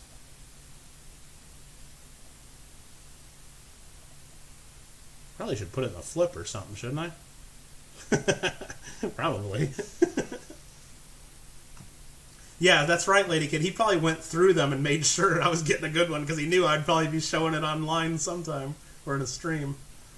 Alright, so there we go. That's a shiny Purdy for us to look at. And, I don't know, should I add one of those at the end of the auction? Probably not. I probably shouldn't do that because then I wouldn't be able to say it's all certified silver dollars or something like that. That's important. And that's important. You know you weren't, okay. Elric, how you doing? How you doing? Big Mill with some proof coins? No. I would hope that he'd be a little bit more careful if it was something like that, for sure. Let's see, what else we got going on there? Rand's putting a bunch of goat stuff. It's now 10 a.m. Yeah, it is 1 a.m. here. I thought about after doing this I might go play a little PlayStation on the Kittle Got Game, but it might be a little too late. Henry's like, put it up for auction. I could. Just wrap it in some tape. Put it under the scope. Yeah, they're nice coins. This coin is more than $400. I don't even know what it's worth right now. What's gold prices at? Let's see. Gold prices. Let's go to Kitco. That's where I like to look them up because that's where most people look up. The Kitco market prices. Let's see, gold closed today at $18.94. In the aftermarket, it's up $18 tonight so far overseas. So it's up at 19.13 an ounce. So let's just do a little figure in. This is, what are these? 0.1867 ounces. 0.1867 actual gold weight times 19.13. The melt value on them is $357. So, and for an uncirculated one like that, I'd want to get a little bit more than that for sure. So, there you go. Great, just realized must be the middle of the night. Yep, it's morning for some of y'all. Absolutely. Nobody will sell this gold for melt value. Only people that probably got it from Heritage. Well, yeah, who knows? Well, and then again, there's people, I see people, and I'm sure SoCal Box breaks it, unless he's already sleeping, which he probably is. He works at the coin shop, exclamation point coin shop, if you're ever in the area and want to go there. People come in with rolls of these, like Big Mill. He had that whole roll of one from, I think it was from his aunt, he said. People come in with them all the time, and they bought these, remember, maybe back in the 60s, 70s, maybe in the 90s, when gold was maybe just a couple $100 an ounce. So they paid, you know, $40, $50 a coin. So if you tell them, I'm sure you get people coming in with these all the time, SoCal, the Swiss gold or the French gold or whatever, because that's the only gold you could buy back in the 60s and 70s. There was no U.S. gold. You either bought these or you bought Krugerrands once they started in the late 60s. So yeah, there's a bunch of people out there with rolls and rolls of these in their safe deposit box all over Southern California right now that bought these for probably 30, 40, $50 a coin. So when you go into a shop now and you tell them, hey, I'll give you $300 or $320 or $360 or $380 or $295 or whatever number it is, they're happy because they paid $30, $40 for them. They're thrilled. So whether if you're lowballing them by $50 or you're paying the fair market, most of them probably don't even know the difference. They just know that it's like 10 times what they paid and they're thrilled. Now, you know, if you want repeat business from people, you probably have to pay them fair prices, of course. But that's just awesome. They're all over. Amanda, you going to bed? Or SoCal's going to bed? Okay. I gotta pay attention to the chat a little bit. Bought when was cheaper. No, yeah, that's the thing. And even if you bought, I mean, when let's look back. What was it, like 2009 or 2007 or so? Probably closer to 2007. I mean, gold was well under $1,000 an ounce. I mean, it's just now it's double that. So you don't even have to go back that far to get good deals on, and to have a lot of built-in price. The one I got from Big Mill is from, yeah, I think that's where he got them. Yeah, that's right, Henry. I think, yeah, she sent them to him for him to sell and something like that. Yeah. Very, very good. All right, Nightbot just reminded us that the next meeting of the Glendale Coin Club will be here Friday, October 9th. It is now Friday, October 9th. It's going to be at 6 p.m. It is now 1 a.m., so that means in roughly, 16, 17 hours or so, we're having a Coin Club meeting right here. So that means... oh, I remember the video, Henry. I mean, I remember this one was probably in there right under his thumb at one point, or in the palm of his sweaty hand at one point. Absolutely, I remember the video. But that means we should probably end this, and I should probably get a nice good night's sleep so we can be ready for that meeting. I also got to get the auction items ready, because if you're not just ready for the auction of all these Morgan and Peace dollars on Saturday, don't forget at that Glendale Coin Club meeting, which I guess is Friday evening, which technically is tonight, at the end of the meeting, after we have our wonderful presentation on paper currency that we're having, and then after we do a bunch of free giveaways, we do an auction of about 15 items or so to raise money for the club. So there will be an auction on my channel tomorrow night, and then also on Saturday afternoon. So remember, one more time, on Friday night, Glendale Coin Club meeting. Saturday, 2 p.m. Pacific, 5 p.m. Eastern, we'll be doing the auction. But at the very beginning of that, as long as SoCal is ready to do it, he might be there right at 2. Might have to wait until we sell a few auctions. Whenever he's able to join the stream, we're going to be doing our giveaways. We all got giveaways going on right now. Make sure you get in if you're not in already. I'm going to put links to all of them in the chat right now. The first one is going to be for my 2,500 subscriber giveaway. Make sure you pay attention to the rules on that to get in for a chance to win some gold. The next one is going to be for my game channel, my 250 subscriber giveaway, for a chance to win some coins and some other fun stuff. Make sure you get in on that one too. And then the last one, last but not least, is SoCal Box Breaks' 1,000 subscriber giveaway for a chance to win certified gold, a certified 1920 Mexican dos pesos. So all three of those giveaways, we will be pulling up the comment videos and picking the winners live right at the beginning of the stream on Saturday. So hopefully at the beginning of the stream. If SoCal's not able to join us right at the beginning, if he sleeps in past 2 in the afternoon, or if he's busy with the kids or whatever, whenever he joins us and has a chance to do it, even if we've right in the middle of the auction, we'll stop after that lot and pull it up, and we will go ahead and give out the prizes. So there we go. And we'll probably have some in-stream giveaways during the auction too. What the hell? Might be gone for the bag break, says Henry. Okay, so I'm planning on doing those October 19th and October 20th, Henry. So based on that list, I don't remember what order it is. I know I listed everybody in alphabetical order. Like, the first day will be spots 1 through 20, so the first 10 name, or sorry, 1 through 10. The second day will be spots 11 through 20. So if it would help you to move from the 19th to the 20th or the 20th to the 19th, let me know and I'll switch you with somebody. That's fine. Just let me know and we can try to make it easier. So if you know for sure the 20th is better than the 19th, or the 19th better than the 20th, or if being at the very beginning is better than being at the end, just send me an email and let me know what works better for you, and I'll try to make it happen. And worst case, you won't be there live and you'll have to watch it back. Or you don't watch it back and you'll just be surprised with a big bag of Lincoln cents that shows up in the mail that you get to go through. So look at that. I talked and stalled long enough for Asa to become a Kittle fan. What? What the heck? Awesome. You're number 7. You're going to be gone next week, so we're good. Yeah, so we're not doing it next week. It's going to be the week after that. So that's the plan.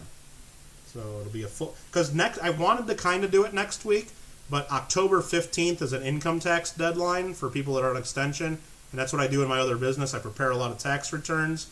So there we go. There we go, Asa. Nice. Thank you for that. I really do appreciate that. That's awesome. So yeah, next week so I just didn't plan it next week intentionally because I know there's still some clients I got to do returns for, and I do kind of get busy right before the 15th, and I just didn't want to be doing or committing to doing a bunch of streams like that week. So there we go. Kittle, still at it? Well, yeah. What do you think? Should we end this and go right to the game channel and play some Fall Guys or something?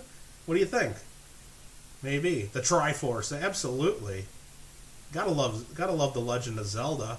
I'm an OG Legend of Zelda for sure. Got my first copy of the Legend of Zelda back in the day. Henry Hastings, look at you. That's awesome. You didn't have to do it, yet you did anyway. Isn't that what they say on some other channels? Something like that. Oh, and my computer's just all of a sudden starting to run real slow. I think Streamlabs has probably had enough for the evening, but anyway, I was going to try to type in some emojis there. There we go. Yeah, my chat's just running real slow there. But anywho, I think that might work. There we go. Everybody's putting in some emojis for me. Perfect. Yeah, Christmas '87, I believe, I went and bought the Legend of Zelda at Toys R Us with the money I had been saving up in. It was all change, too. Might have been a couple dollar bills in my little piggy bank.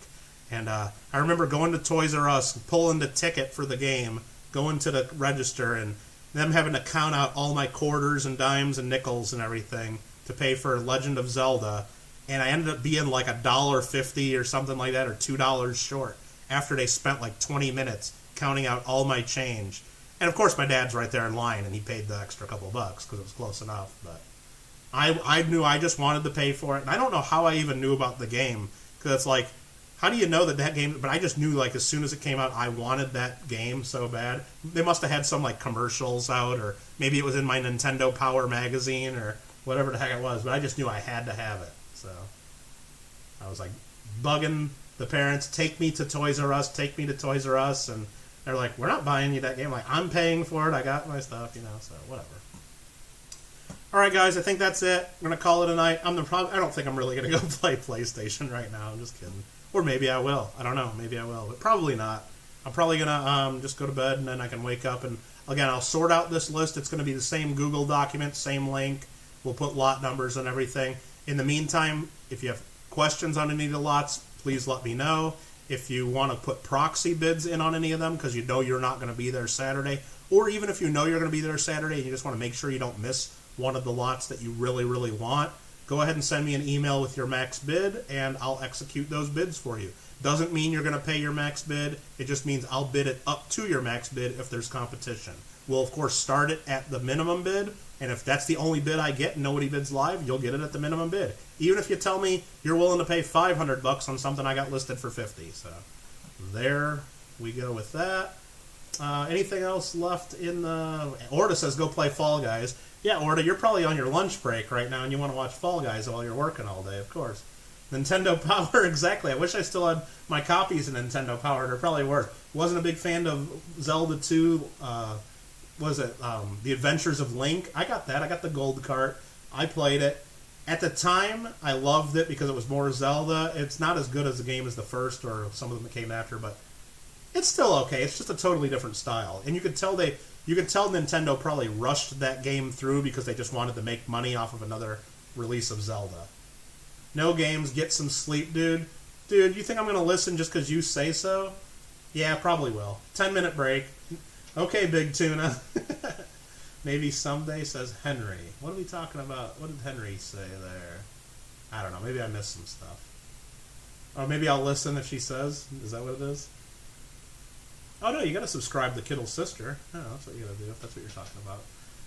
Being a positive influence on my... Yeah, no, we're not playing. Skyward... So, Asa, the last Zelda games I really... So I played, of course, Zelda 1, Zelda 2 on the NES. I played the ones for Super Nintendo. What was that? Is that Link to the Past, probably?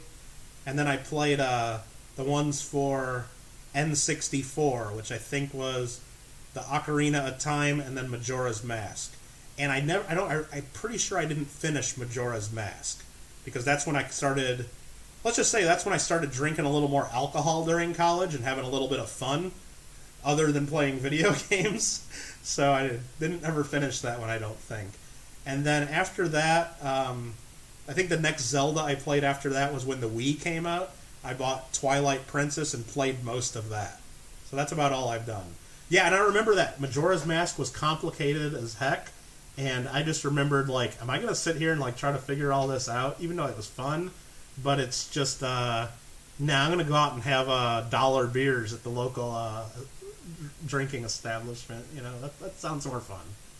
Or I'm going to go to the neighbor's party because it's like 2 in the morning and all I hear is thumping music. And I know they got a keg of beer across the hall. So I'm just going to go mosey on over there and drink some beer. That's probably what my decision-making process was through a lot of college there. So... Anyway, again, thanks everybody for hanging out. We got 25 in the channel still. Thanks, appreciate the support. Again, thanks to a couple new channel members there too. That is awesome. I do appreciate that.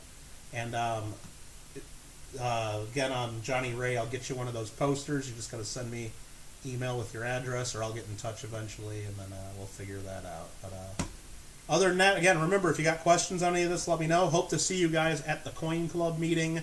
In about, 16, 17, 18 hours, whatever it is. I already got the stream set up, so you can already go over there and click like if you want. What the hell? But, Lady Kid says, thank you, Kittle Cat. Those of you guys on the Gulf Coast, be safe for the hurricane that's coming your way tomorrow. Hopefully, that blows through pretty quick, and you guys stay safe with that. Anyway, you guys take care, and we'll see you on the stream. See you at the Coin Club meeting in a few hours, I guess. Thanks again, everybody.